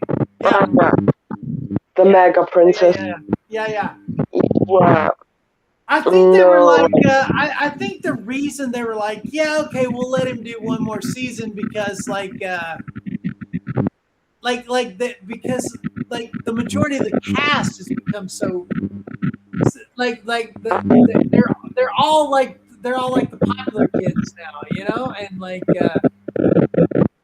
I guess Yeah, I when mean, it started, like the most popular, the only one of them that was really known, I think, was Zendaya when they started. yeah, pretty much. Like, Yeah. I've never heard of anybody before that. But the thing is, like, like, I've seen her, that the show with the weekend is called The Idol. Like, I've Yeah, seen her, that like, thing. Yeah. yeah, I've seen her in, like, projects, and people, there was, like, one, I think it was Twitter. Somebody was like, oh, sorry, Lily Rose Depp, I thought you were just, like, a bland, good for nothing, like, Nepo baby.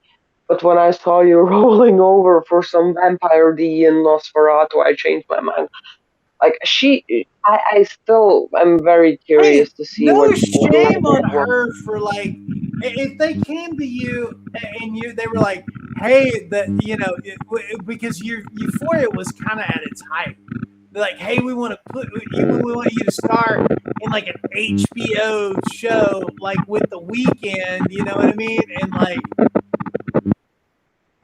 of course you would, you'd be like, yeah, of course I'll do that, you know. So no shame on her.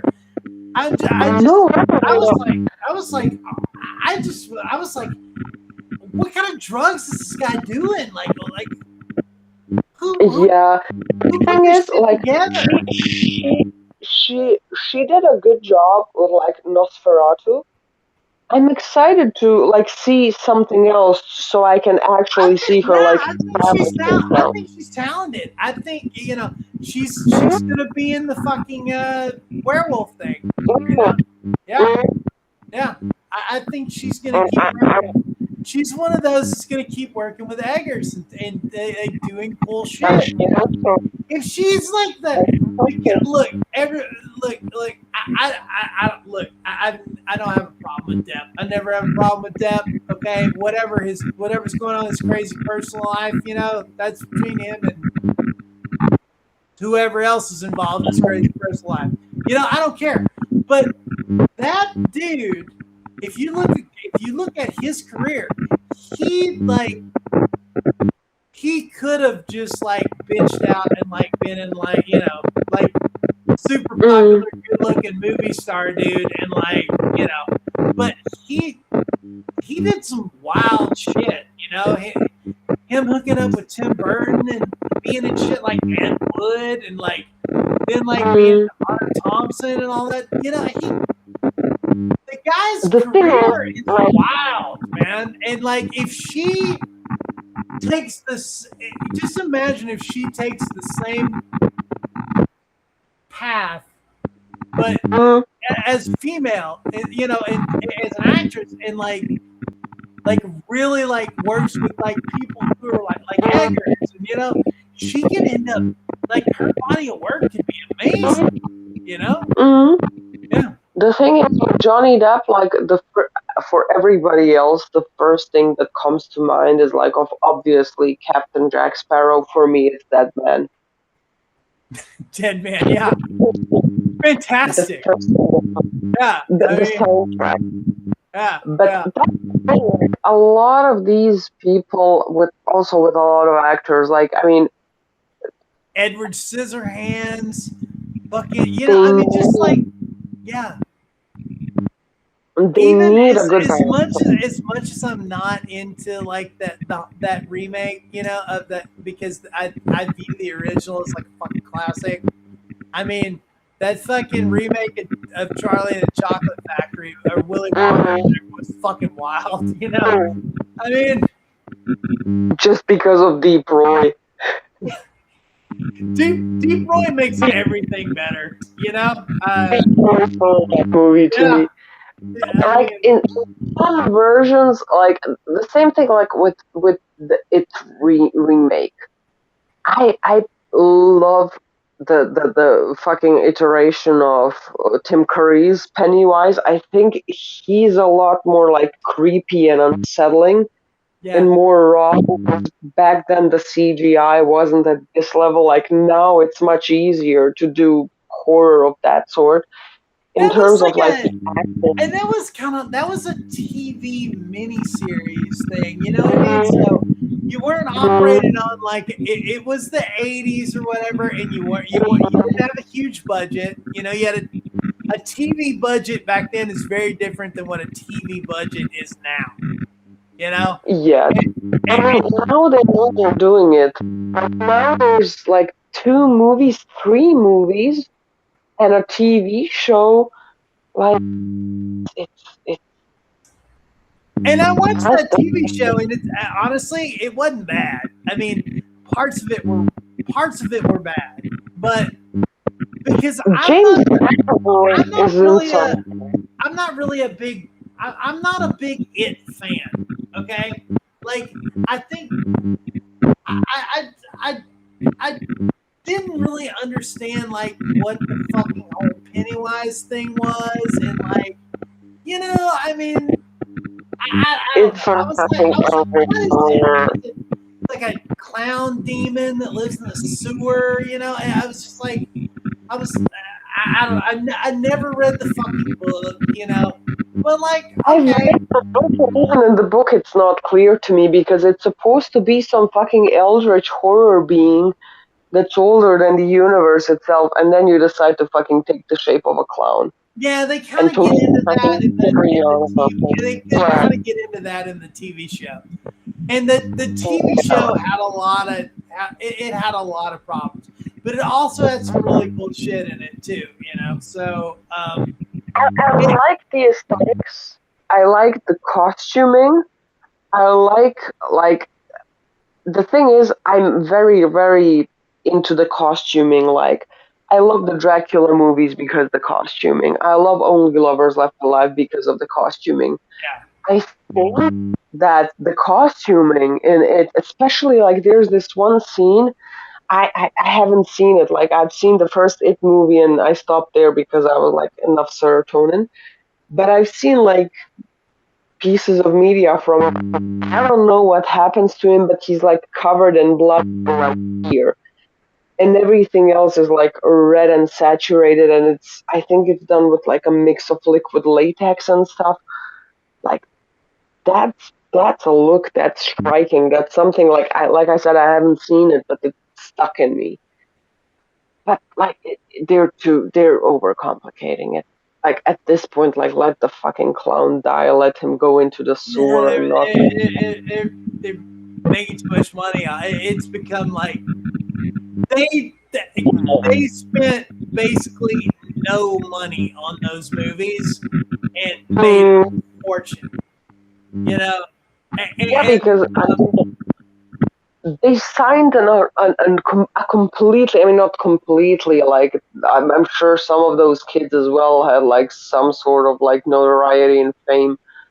But like they cast essentially nobodies. I mean, even the Skarsgård guy, like, yeah, he was Stellan's son, but prior to that, he had like one teen reality show and some like obscure Swedish projects that he were was largely. he was in a thing, one of the first Netflix original series, Grove. Hemlock Grove. Yeah, which I honestly I thought it was pretty good. It was kind I of like the first season. it was very weird Twin Peaks, but there's like vampires and werewolves and shit, and like Yeah. yeah. I liked the first season, but like then when he takes over his like father's company and he looks the same, like he still looks like a teen. Like it's not believable for me. Like they lost the plot. No, I And feel I like mean, I feel like the first season, and what were there like 3 seasons of it, maybe tops. yeah, I like watching Famke Jensen or however you say her name, like chew scenery. It, parts of it are, I would. and I honestly, I don't even remember when it was on TV, but it's been a while, and I haven't seen it. I haven't seen a goddamn frame of it since. You know? Like I watched him. I watched him around. I've seen him in the John Wick movie, in the New Crow, in the locked thing where he tries to break into some rich guy's car. Anthony Hopkins is in it. What else? Hemlock Grove. It was 3 seasons. It started in 2013. Oh Jesus Christ! Yeah, I mean I remember it. I watched it when it came out. Yeah. Yeah. I'm trying to think. Battle Creek. Was it Battle Creek? No, it wasn't Battle Creek. Oh my God, he played the guy. I'm gonna pull his ass up. It He played. Nosferatu, Chuck, The Crow, Castle Rock. Barbarians. Castle Rock. Yeah, Castle Rock, also a Stephen King thing. Which I watched it. I tried to watch his. I watched like one or two episodes, and I was like, I'm not really. I've watched it and I still don't get like what happens. Shit, I didn't know he was in the Eternals. I had no idea. He's in Deadpool too. I had no idea. Oh yeah, I've seen him, and he's the guy who spits acidic vomit, and he ends up dying in like a lawnmower thing, I think, or a garbage disposal. Deadpool, not my favorite character in the Marvel universe. Like Ryan Reynolds, God bless you. You're the perfect Deadpool. But I don't know. It's kind of fun. He was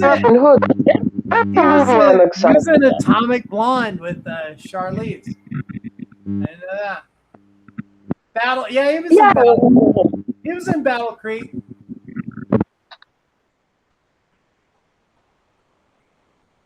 Yeah, I mean, he's been, the guy's, he's been a lot of shit. The guy works all the time. You should check out that movie Barbarian stuff. That's just crazy. I have it pulled up actually. Like I'm looking at it as we speak. Yeah. He's gonna be in Blood with Hugh Jackman. That's what I just saw. Oh, right on. It's coming out this year with Jodie Comer. Oh, he's playing Little John. Oh my god, biggest little guy I've ever seen. Like he's huge. Hugh Jackman is Robin Hood, and he's little. Not he's taller than Hugh Jackman. What do you mean, Little John? Oh yeah, that's that. Didn't they make like old Robin Hood or something? Like it's like isn't that kind of the premise of it? It's like Robin Hood's like old. It's like old Wolverine, that they did, but like now it's old Robin Hood. It's kind of the same thing. It's Robin Hood. Yeah, it's the same. I mean, they're basically burying Hugh Jackman before his time. Bless him. Like they're a talented family of actors, but like as controversial as it is, none of y'all can hold anything to y'all's daddy. Like Stellan, his perform. I mean, I don't.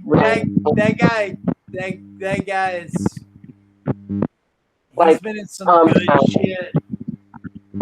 Definitely, and also like that's the thing. Like European women love Mads Mikkelsen. I mean, everybody loves Mads Mikkelsen. Who doesn't? Who like literally who's alive in 2026 on this planet Earth and breathing air and like doesn't love Mads Mikkelsen? I don't understand. I've never heard anybody go, yeah, I can't. I hate that guy. I can't watch it. Everybody loves that guy.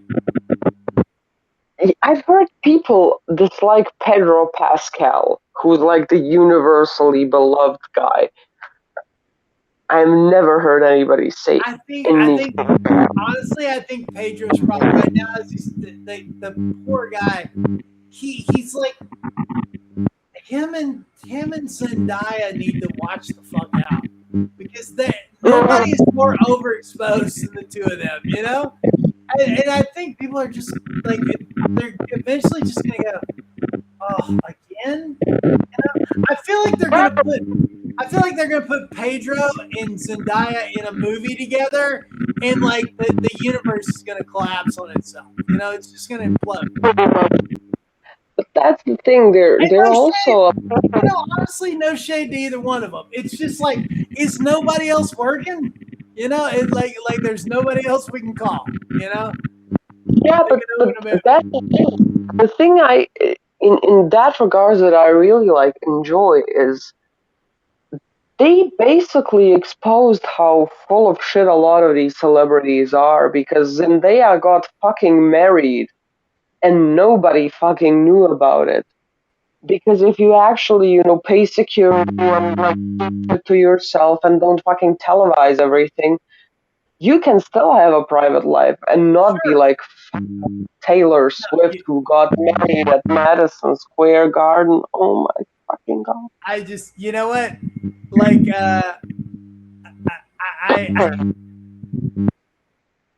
I I'm so out of the loop with that. I was like, they were like, oh, Taylor's gonna get married tomorrow or whatever, and I was like, okay, cool. Yeah, And didn't then pass. it was like, Taylor got married, and I was like, oh, okay, well, you guys said she was gonna get married yesterday, so that makes sense. And that's literally my whole interaction there. Like, I have no idea. I just, oh my. The thing is, I don't care what she did. I don't understand the people because at some point, like people up front, which is like normal fucking stuff, like you and me. I mean, obviously not like you and me because we wouldn't be caught dead. They were like fighting over scraps of food that didn't get eaten It's in front of literally them. it's literally the artistic equivalent of like a mayonnaise sandwich on white bread. It's I mean, With like I a singular slice of I like ham, don't but understand the. But I mean, I guess I'm not supposed to. You know, like I'm a dude of a certain age. I guess I've tapped out of the knowing what's going on with the fucking squad or whatever. You know what I mean? As if I would have ever given a shit. But more power to them. It's just it's like I still don't know what the fuck I don't know what the fuck a Vanderpump is. You know, like I have no clue. I have no idea what that is. I don't. I know there's some show about people. I guess they're called Vanderpump. I have no idea. I have no idea. Like uh, everything I know about a Kardashian, I've learned against my will. Um, You but know what? hey, I'm ready to fucking let go because I think it had some sort of revival. I don't know if they made like a movie or if what happened there. I can't fucking stand Sex and the City. Like, oh my god, let it go. Like, it was relevant, it was cool. Oversaturated, overkill. I mean, I don't know where that's coming from. Um, like, Sex in the City was a thing when I was in Los Angeles 20 plus years ago. I don't understand who's. I don't know. I don't understand where that revival came from.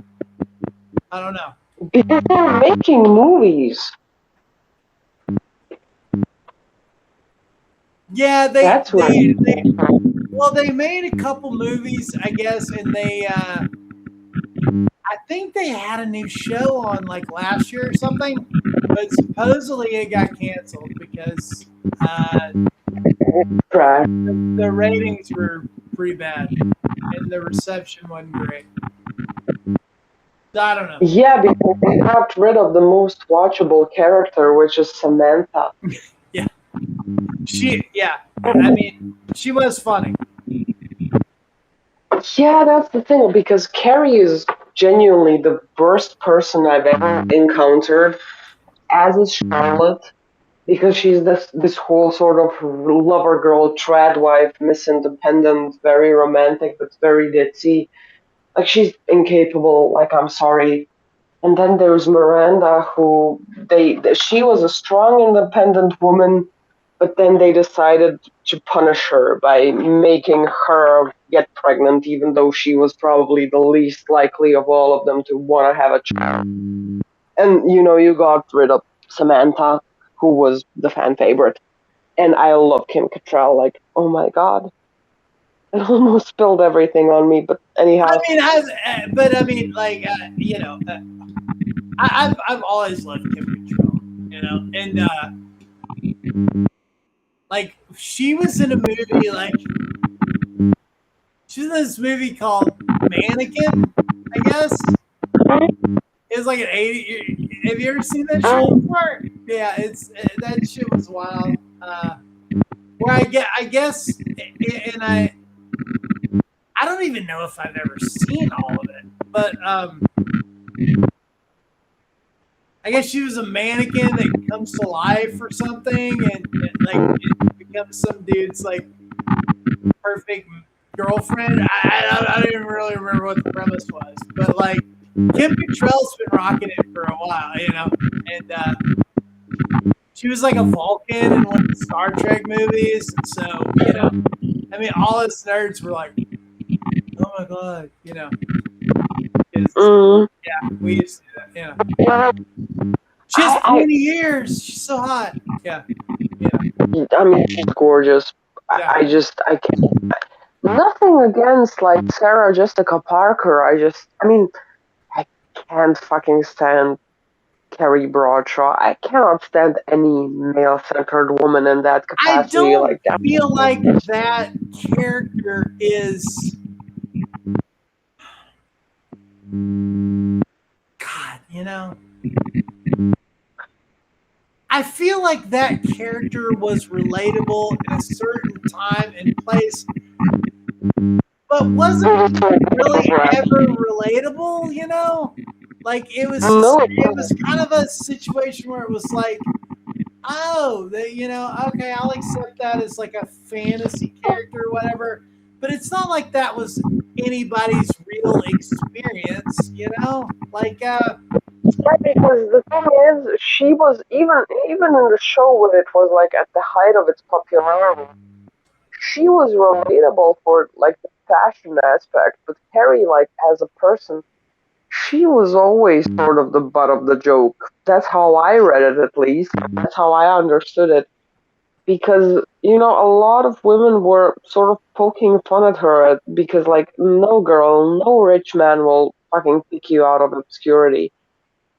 And also, like, there's been, unrelated to there's been a trend on TikTok because some very smart lady said, leave that man or leave us out of it. And, a lot of, like, I'm not gonna say that it's all of them. A lot of like male-centered pick-me women who only have their struggles in their life were like, "Oh well, that's so fucking ableist, and that's victim shaming, and it's this, it's that. Like, how dare you say that? Do you know how hard it is to leave, bitch?" Yes, actually, because I've left those situations, I know very much how yeah, hard it like is to leave. who hasn't been in a situation where they've gone through a breakup or had to leave a relationship? It's like, of course, everybody understands that. Yeah. No, but like leaving abusive, toxic relationships where it's like really, really hard to leave because your Oh assets yeah. are like, Yeah. yeah, like I've been there. And the thing is, it is very hard to leave. But what's even harder is making sure that somebody else leaves that who doesn't actually want to leave. I've told you about the incident where I hooked up somebody with a safe house and they ended up texting the address to the ex-boyfriend. Oh yeah. Yeah. I remember. And then they boxed the fucking safe house, and they made up with the boyfriend, and they were like, "Oh, baby, no, I didn't actually want to leave you. This evil witch with the microbands convinced me. Leave him or leave me out of it." And that's I feel like that's the whole premise of Carrie Bradshaw. Like, leave his ass. I mean, all of us dudes, we were like, you should totally get with Aiden, and that's the right choice. You shouldn't be with Mr. Big. Okay, so there was she was always trying to get the attention of this, like, I guess Wall Street guy, like, who called the character's name was Big. Yeah. So Well, Aiden was a dude who like he was a down to earth fellow. He was a carpenter, like he like like made furniture and shit, and like he was one of those. He was the salt of the earth, like dude versus the finance bro, the shit, and so she had to kind of.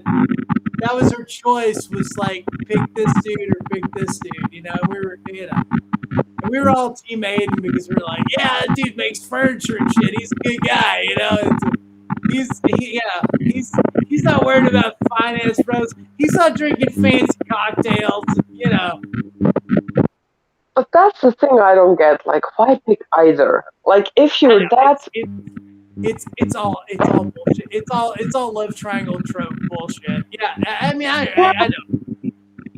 that's genuinely me. Like, if I'm torn between two things, congratulations, I'm picking neither. Yeah.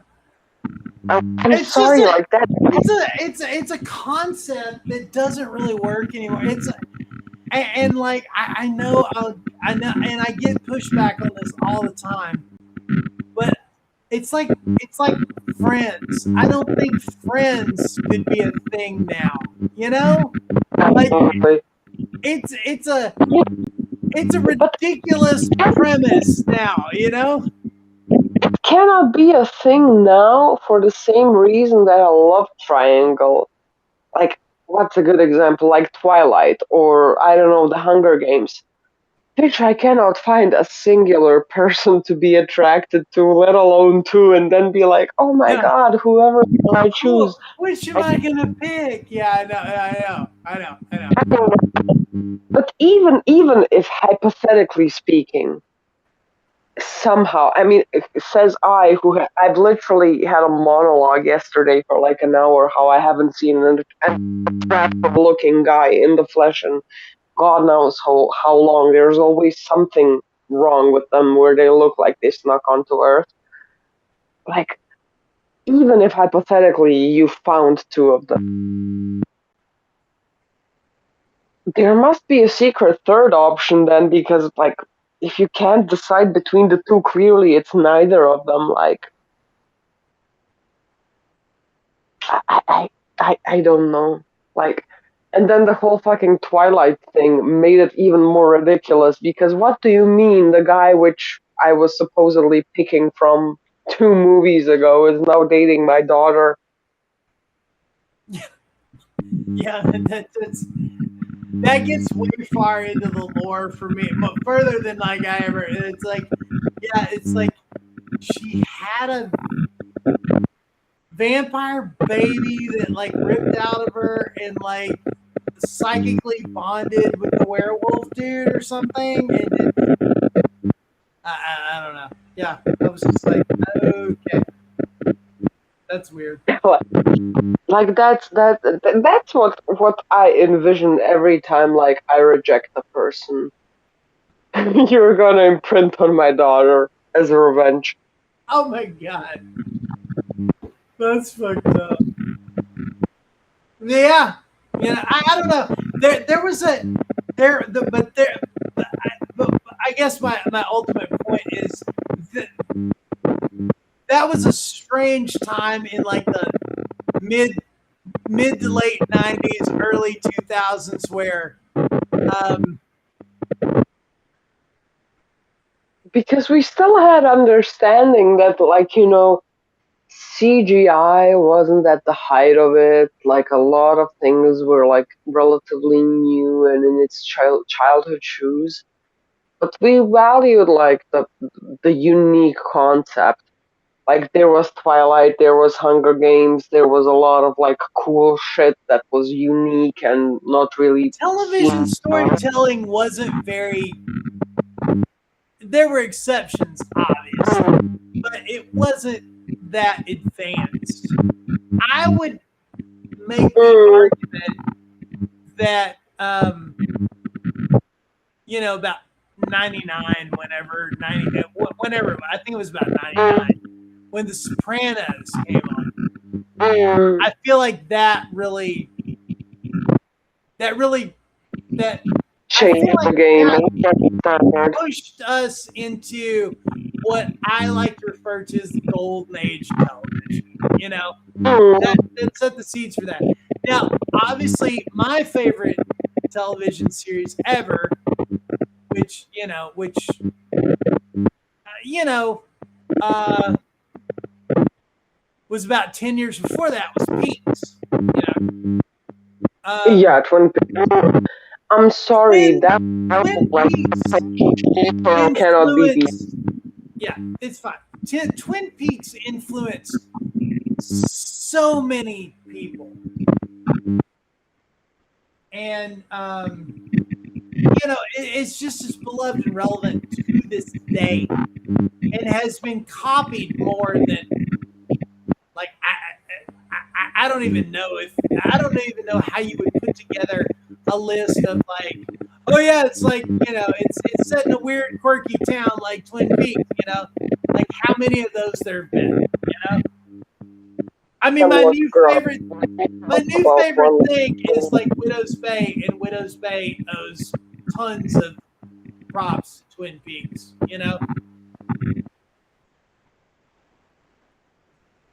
Twin Peaks is the Like, gift. It's the gift that keeps on giving, but that's sort of like the whole Sherlock thing as well. And I don't mean like Sherlock Holmes with Sherlock Holmes adaptations. Like House MD is based on Sherlock. Mm-hmm. Psych is based on Sherlock.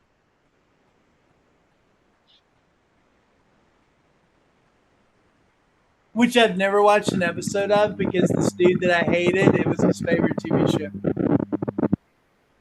I cannot watch it because I feel like it's I've seen like snippets on it on German television. It's just not appropriation. It's just it's the Rain Man but Sherlock Holmes. Yeah. And the thing that triggers me about Sherlock, even the Mark Gatiss version, is how neurodivergence in men who are brilliant at something is automatically an excuse to be an asshole. Like, oh, if you're a male genius or quirky, you can be an asshole, you can be messy, you can be this, you can be that. Dr. House comes to mind. Yeah. And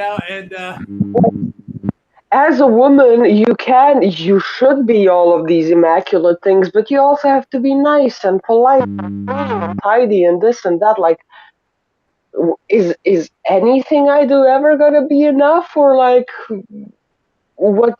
Same with Sheldon. Like, that's what I hate about. I can't stand anything with a laughing track. I cannot watch because it triggers me. Thing about Sheldon, like, yeah, it's a genius, and I get like neurodiversity. That's the thing that I really don't fucking like about Sheldon and Sherlock, the Benedict's version at least. It's like this blatant excuse of bad parenting because a child is gifted. Because I know plenty of like neurodiverse people, and yes, they struggle in social skills, and they struggle here and they struggle there, like 99% of them are aware that it's a struggle, and they're aware that it's not socially acceptable, and they're not arrogant about it. Like Sheldon is arrogant about a lot of things, as is Sherlock.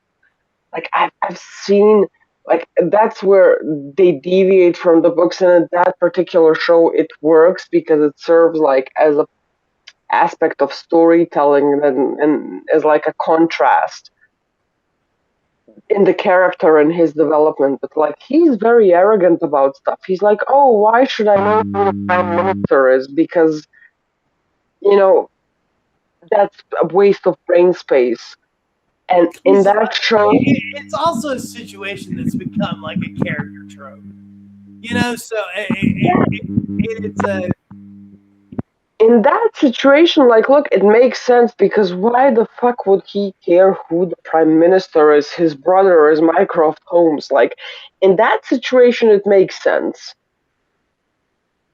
But like, the Big Bang Theory didn't put that much effort to explain a lot of the things. I mean, the thing is, Sherlock tried to be a lot more serious. Big Bang Theory is like a comedy thing. Like, I mean, I get it. I obviously I know what it is, and I've seen some of it, but I never really watched it. So Everything that has a laugh track, I cannot I was watch like, because I'm. I already hang out with a bunch of nerds. I don't need to watch a TV show about us. You know what I mean? It's like, yeah, Yeah, like I just the thing is, I just go to like the coffee shop and I'll see yeah, like 20 of those guys, and it's exactly. the thing. I can just go find somewhere where they're like playing Magic the Gathering this weekend and like see all that. You know, like I don't need to like, Like painting Warhammer props. yeah. Did I ever tell you how I became like incredibly like popular in the nerd community? Not because I mean You I painted have his like Warhammer figures for him. well, Oh, I didn't. that would I do it. didn't. The thing is, I didn't like paint them fully. I rented them my airbrush, and like I had like the moss and like the thing. I would like rent it out for Yeah, ridiculous because that's you great. know I didn't care. Like I needed money. Like I would be like, hey, have the fucking airbrush for Oh my God, 2 days, like nothing. I have a friend who just bought like a really nice 3D printer, and like and he you know he does like nerd gaming stuff like we all do, and like I don't think that son of a bitch has been off in the 2 weeks since he bought it. He just every day he's sending me the shit that he's like printing, you know. Oh, I printed this little figure out. Oh, I printed this little traffic guns out. Oh, I printed, you know, just all for his fucking game, you know. And he's he's yeah, he's having so much fun with it, you know. And I'm just like, dude, That's what it's supposed we're all to gonna be dead one day. Go for it, you know. Fucking be. But that's how it's supposed to be. But the thing is, like, as a lady, like, if I had a band of like, I have one girlfriend. She plays like League of Legends, like she's really hardcore into it since the beginning. But the thing is, like, she's married, has a kid on the way, like, she's not into that sort of lifestyle. If I had a chaperone, it would be different because I would feel more comfortable. But as soon as I, as a woman looking the way that I do, join this fucking band of people who, the thing is, I'm not saying they're bad, I mean, sort of, but like, you can tell that they don't see me as a human being. And like, it's okay to be underestimated. I've been used to that. It's okay to like not be welcome in places, to have to earn your spot. Like, I'm fine with that too. But like, I've told you about the times I went to like the comic book store or like the record store. Those people don't see me as like a human being. They're like, oh, an object. Ooh, fancy. And also, like, it's very easy to like track male opinion on you based on what's trending in porn, because there's like a house of goth. They're not goth. They're all just have black hair, pale skin, and black lipstick. Like, they're the furthest thing away from goth that you can possibly be, because goth is a music genre and a movement, and they're not representing any of that.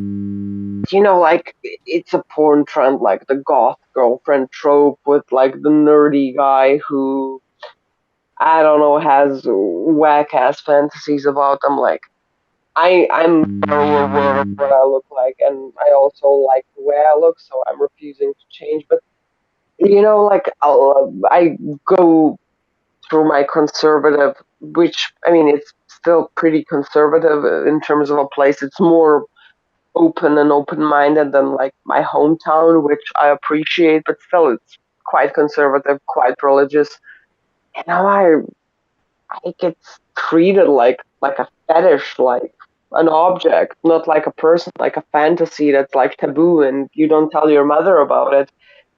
And you know, the advice that I give a lot of my like friends doesn't matter if they're like men or women.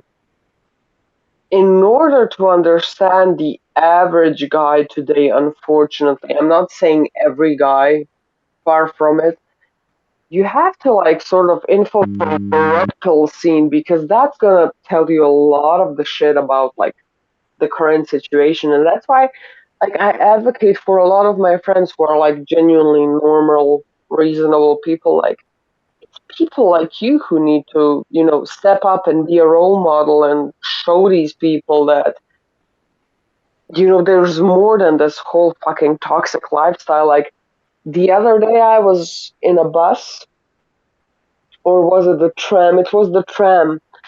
And behind me were like two little guys, 16, 17, like 18 at best. And they were talking about like, oh, like what kind of girls do you like? Oh, you like the artsy girls? Well, tote bag and get a tarot deck. Like you're making a game plan out of human connection. Like that that's also a thing. Like I feel like people are trying to like surpass with using AI. Doesn't matter from which angle you approach it. Doesn't matter how you play it. Human connection will always be messy. There are never any neatly tied up ends. There's never a clean process with human connection. Hmm. And I genuinely say this because, like, my mom, I love her. She's fantastic. I have so much fun with her. Some of my most fun memories have been with my mom. But our relationship was very troubled, very messy, and I don't mean this as a way to advocate for like keeping a toxic relationship with your parents, because if my relationship with her stayed the way it was, it would be very toxic. We would have been no contact by now. But I saw who she was, that she was trying to do her best, that she was scared, that she was vulnerable, that she was unaware, and I saw an opportunity to build her. And I'm also very aware of the fact that a lot of people don't have the opportunity to communicate the way that I do. Like, I acknowledge my privilege 100%. But human connection is messy. And I'm saying this in a relationship where it's like mother daughter, like something that's supposed to be altruistic and unconditional. Like, let alone friendship, like human connection is messy. You'll go through something that has nothing to do with me, but I will feel bad for you. I will empathize. It will make a dent in my day, not as a shameful way or a bad way, but I will feel for you. I'll be empathetic with you. I'll put something of my place on the back burner to be there for you, and that's what makes human connection messy. Like if you're trying to avoid mess, then just be antisocial and leave it be. But I feel like a lot of people are trying to surpass the messiness with like artificial intelligence, because I feel like a lot of people are trying to mask their inability to communicate in a sense with a slop device that communicates for them and that over explains shit. Because I mean, I've seen people like they will always hesitate to ask me or somebody they're even closer with. I'm not saying that I'm any sort of authority figure on that matter. They won't ask people closest to them for their opinion on something, but they will jump to go to like a slop generator because they feel like, oh, AI isn't tied to any shame or accountability, whereas are. Yeah. Like, I, I but feel that's that. a shame thing. I feel that. That's a shame thing. if I trust, that's the thing that's also, like, in my opinion, especially like as a woman who's interested in men, a lot of men have way too much ego and way too much shame in places where it doesn't belong. Like, that's just my opinion, and you will always have ego. That's what makes you a human being. You have ego, super ego. It's like that's part of who you are. It's okay to have an ego. And you need that to survive. You know what I mean? There's a necessary component to it. But I understand what you're saying too. It's too If it's too much. Yeah. you're telling me that you want to build a life with me or somebody, and you want a future, and you want things to be okay and to work and for you to feel safe and comfortable, and you're ashamed about something, I'm sorry, like, that's something you have to address and that you have to communicate. But a lot of people are unable to communicate shame because of ego. And, like, that's where, I mean, I see why.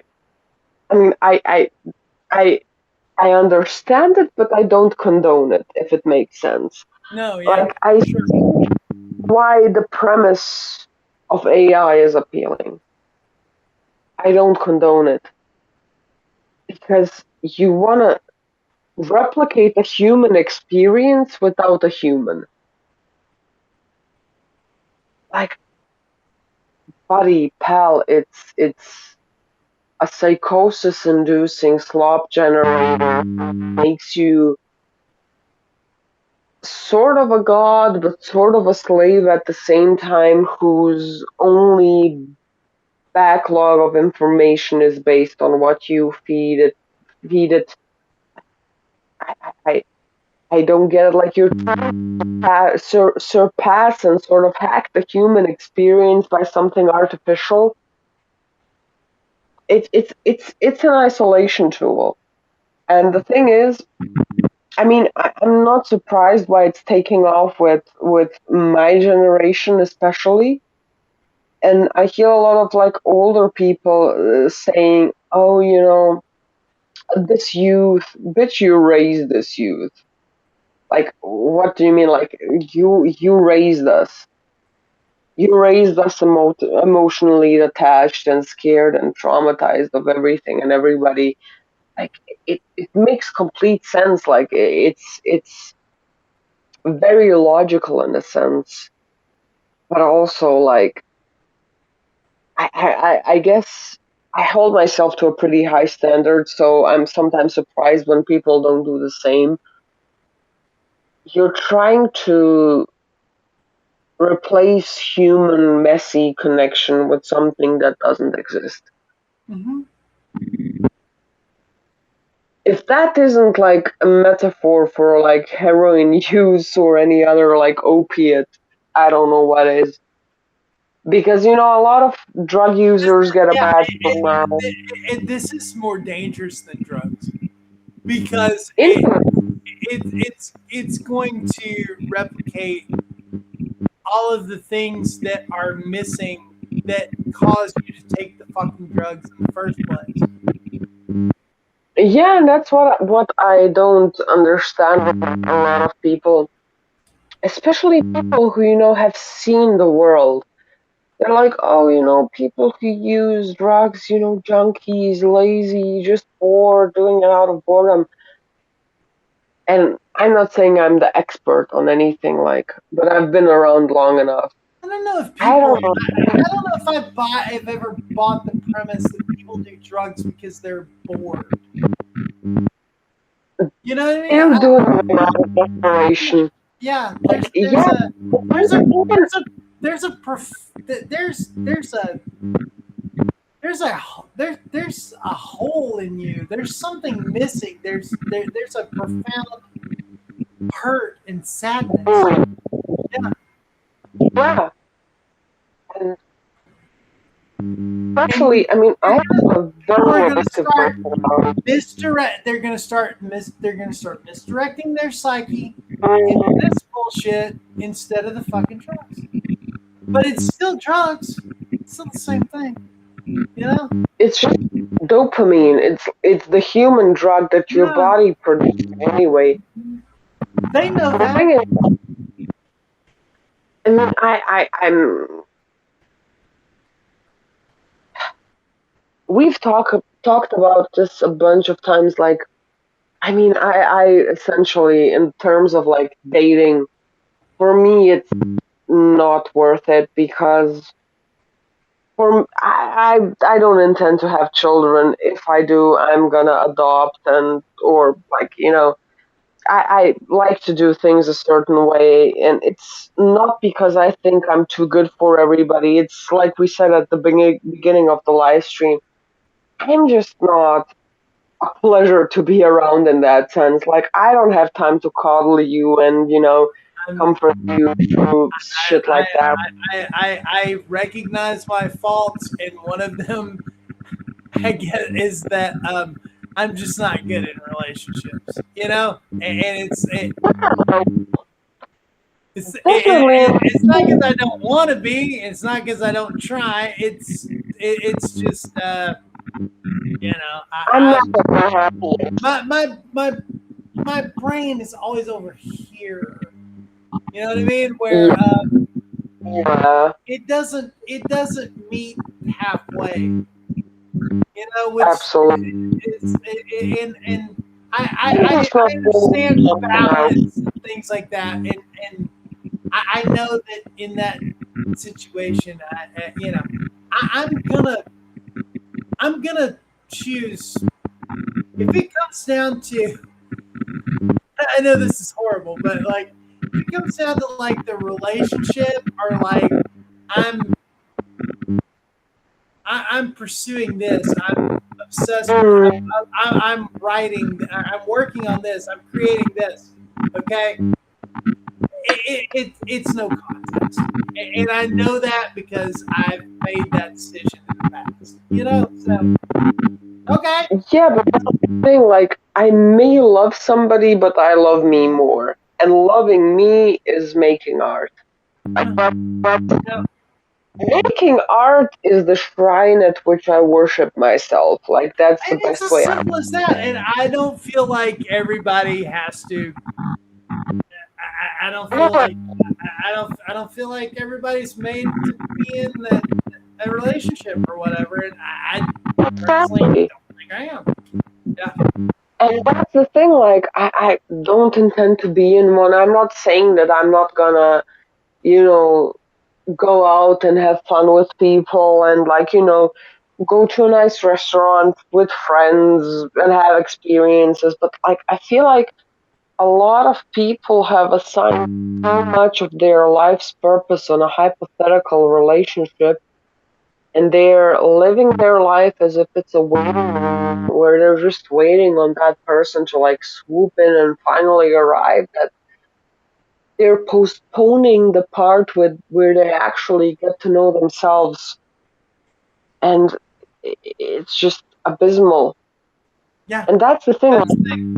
Yeah, Some people aren't good at being alone or whatever. You know what I mean? definitely. And a lot of my friends like ask me, "Oh, are you not lonely?" Never. I've felt lonelier when I was in relationships than I do when I'm with myself. That's Because I don't know myself. valid, I, valid point, valid point. because there's always something to do. There's always something to improve on. There's always need to rest a little bit. Hmm. Because I think this whole toxic work culture that we have makes resting shameful in a way, which I personally don't get. And like I'm never gonna be lonely when I'm investing time and energy and space and peace within myself. And I've realize that, like, no matter what you do, no matter in which direction you grow and what you choose to like take up in life, you cannot escape yourself at the end of the day. Like, there's no way in which I fucking escape me. Lean into it or, struggle. It's a struggle either way, but this way it's more comfortable because you're actually doing something for you.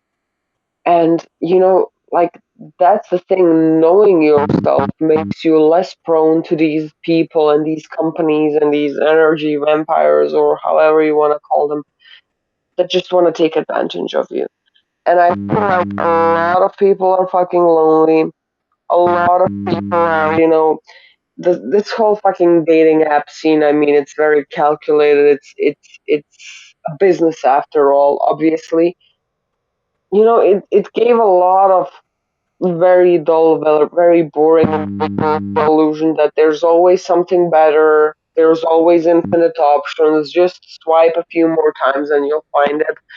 And this whole algorithm thing as well preys on the whole hunter-gatherer mindset that people have had since the existence of the human race.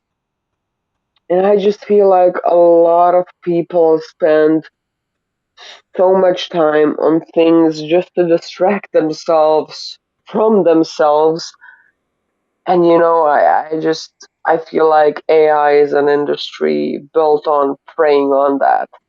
Because even if we like disregard the porn, chatbot, CP, violence, manipulation, even if it's just the research and the database of knowledge aspect, it's still based on your insecurity of not being good enough, not being knowledgeable enough, not being this, not having enough time to master this whole thing, not being able to know everything. That's the beauty of humanity. You are here for a little glimpse. You pick up what you pick up. You're the product of every person who you've encountered. You shape each other. You coexist with your messy relationships and your weird little connections and your unique and strange and wonderful and painful and, sometimes even erotic experiences. And that's the beauty. Like, I know I'm not, in the grand scheme of things, I'm not gonna leave a huge imprint on the history of art, and my work is in no way, shape, or form unique because it heavily relies on the work of those who came before me. I'm comfortable with who I am and how I express who I am, and that's why the whole AI thing will never be appealing to me. I will always value humanity and authenticity and even rawness and the messiness of the human nature. And I feel like a lot of people have been conditioned to be ashamed of their own humanity and to feel a sort of pressure to change every single thing about themselves that isn't like firmly set in stone. And nowadays nothing really is. So, my whole issue with this whole thing is that people treat life like a waiting room, like at the dentist, and they're just waiting for something to happen. And in that liminal space where you're waiting for something to happen, Wait for somebody to call your name. Yeah. yeah, and the thing that's calling your name is not human. It's a shallow husk of something that claims to be human. Like, it's basically a horror movie script. Hmm. Yeah. Look at it this way. Like, let's say it's a brain dead fan fiction. Like, let's say I log into Claude or ChatGPT or whatever is used. Like, I don't know, and I don't even write as myself. Like, I'm trying to do a fan fiction with, like, I don't know, Sonic the Hedgehog and like some hedgehog character that I made up. Hmm. I'm giving up information about me, about who I am as a person, how I view myself. Like, if somebody is perceptive enough and has decent enough deductibility, like, based from that description of that original character that I'm making up, they can tell a whole lot about me. And like, I'm doing all of that because I feel like I'm not, established enough in the human world, like I'm not deserving enough in the human world, like I'm not good enough for this, that. I'm just looking for some sort of connection. Like, there was a TikTok video. It's a younger guy. That's what surprised me about it. Like, do you know how much you have to fucking abuse a mammal that it doesn't want to like breed and interact with its species? That's what's pushing us towards this use of AI and the toxic work environment, the state of the world, blah, blah, blah. Like, everything is working in AI's favor right now. But like, I would rather be misunderstood, misrepresented, misjudged in the human side of things than be understood by AI. Because that thing can never in a million years understand me. Because you, my mom, people who've known me my whole life and, who've been with me through the darkest, deepest moments of my existence can never understand me fully. And I feel like a lot of people just wait for a certain somebody who doesn't exist to come along and understand them. Buddy, that's you. Takes a lot of work, takes a lot of patience. It's a rough job. It's very much thankless. But if you're not gonna do it for you, who are you gonna do it for? Like, what? Who else is there? And it's just ridiculous to me because when I was younger, there were like these sayings where it's like, oh, if you don't love yourself, how are you going to love somebody else? And I was like, well, I hate myself, but I have a lot of capacity to love other people. And it was much later in my life where I discovered, like, yeah, but loving yourself is like protective shield. It's something that helps you set like boundaries and that helps you, discern who's deserving of your love and who isn't. And I feel like a lot of people don't have that process anymore. That's been lost, and they just want like the easy way, the TikTok algorithm way, 60-second clip, doesn't take much of work and doesn't take a lot of your attention span. And I feel like it's a lot of illusion and misinformation, and even like the spiritual realm, say, because I've been like the whole witch talk community is falling apart and nothing feels real anymore. So a lot of people are even more like drawn to AI because they're like, well, if everything's fake, might as well. And yeah, like maybe everything is fake. All your friendships, all your family connections, like you cannot guarantee that. Like, it's ridiculous to say that somebody's like putting on an act for like 50 years just to like make you believe that they're your friend. But like, I've seen crazy shit. Like, I wouldn't be surprised at this point. But like, what's real is you. You are the only person that you have some sort of semblance of proof that you're real. And instead of pouring into that, you're pouring into some fictitious, ridiculous slop generator that will harm you if and when given the chance, because that will also happen.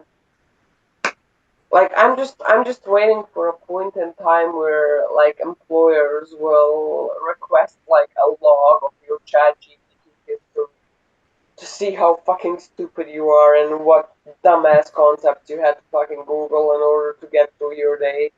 Like, oh please, chat GPT, you write me, or write me my New Year's resolution, or you know, I've seen people who use it to text other people. Like, imagine if I, instead of like texting you directly, texted ChatGPT and then copy the message and sent it to you. Like, it's just preying on human insecurity on a level that I've never seen before. That's what they're counting on. That's what they're counting on. Yeah, I mean it's a business after all. Like I'm never expecting like any amount of decency from No, corporation that ever. there's a reckoning coming with it, and there's going to be a there's gonna be a realignment, but it's also it's gonna cause a lot of harm.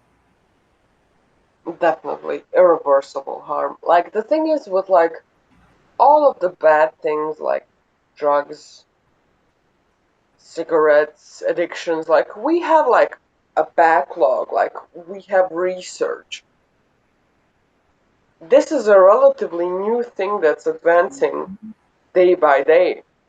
Like the first AI psychosis That cases is are not coming.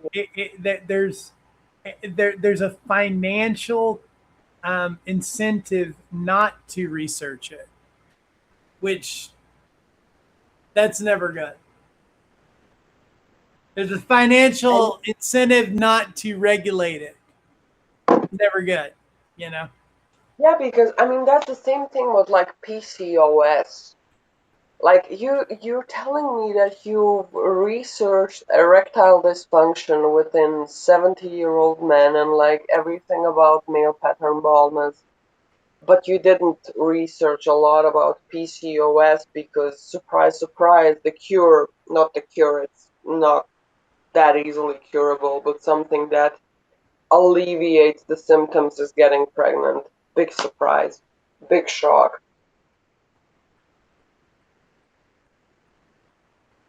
And this And whole like on that happy note, we're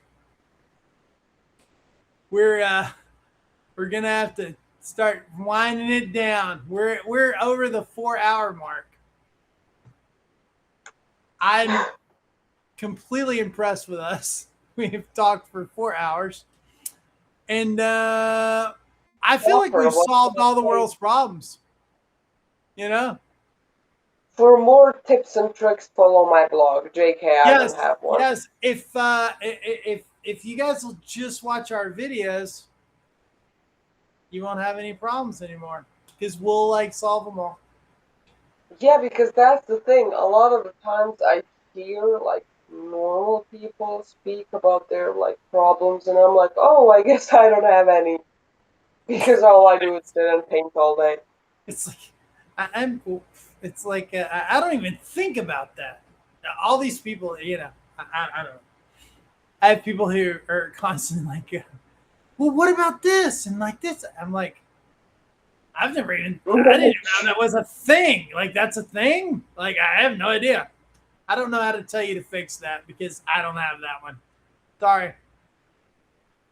I'm just over here like trying to make these podcasts and collect these videotapes. That's all I'm trying to do. Maybe write a book one of these days. I don't know. We'll see what Pretty happens. much. We'll see what happens. This has been a fantastic talk. Thank you for hanging out with me. Hell yeah, anytime. My little headphones died, so the audio quality for like this lasted It's been maybe fun. 20 It's been minutes. fun. I told you we've been on for 4 hours and 12 minutes. So Hell, yeah, we killed it. We killed your we hell yeah. killed your we rolled your batteries until they were dead. That's how we do Yeah, it my around tablet's about to die. It was full. Like I told you, I'm charging the devices for like the live here. stream, and now it's dying. Yeah. So that's where we're at. Keep it safe in them Ottoman Empire streets tonight. Hell yeah. Talk to you soon. Bye-bye. Bye bye. Bye. Bye. Bye.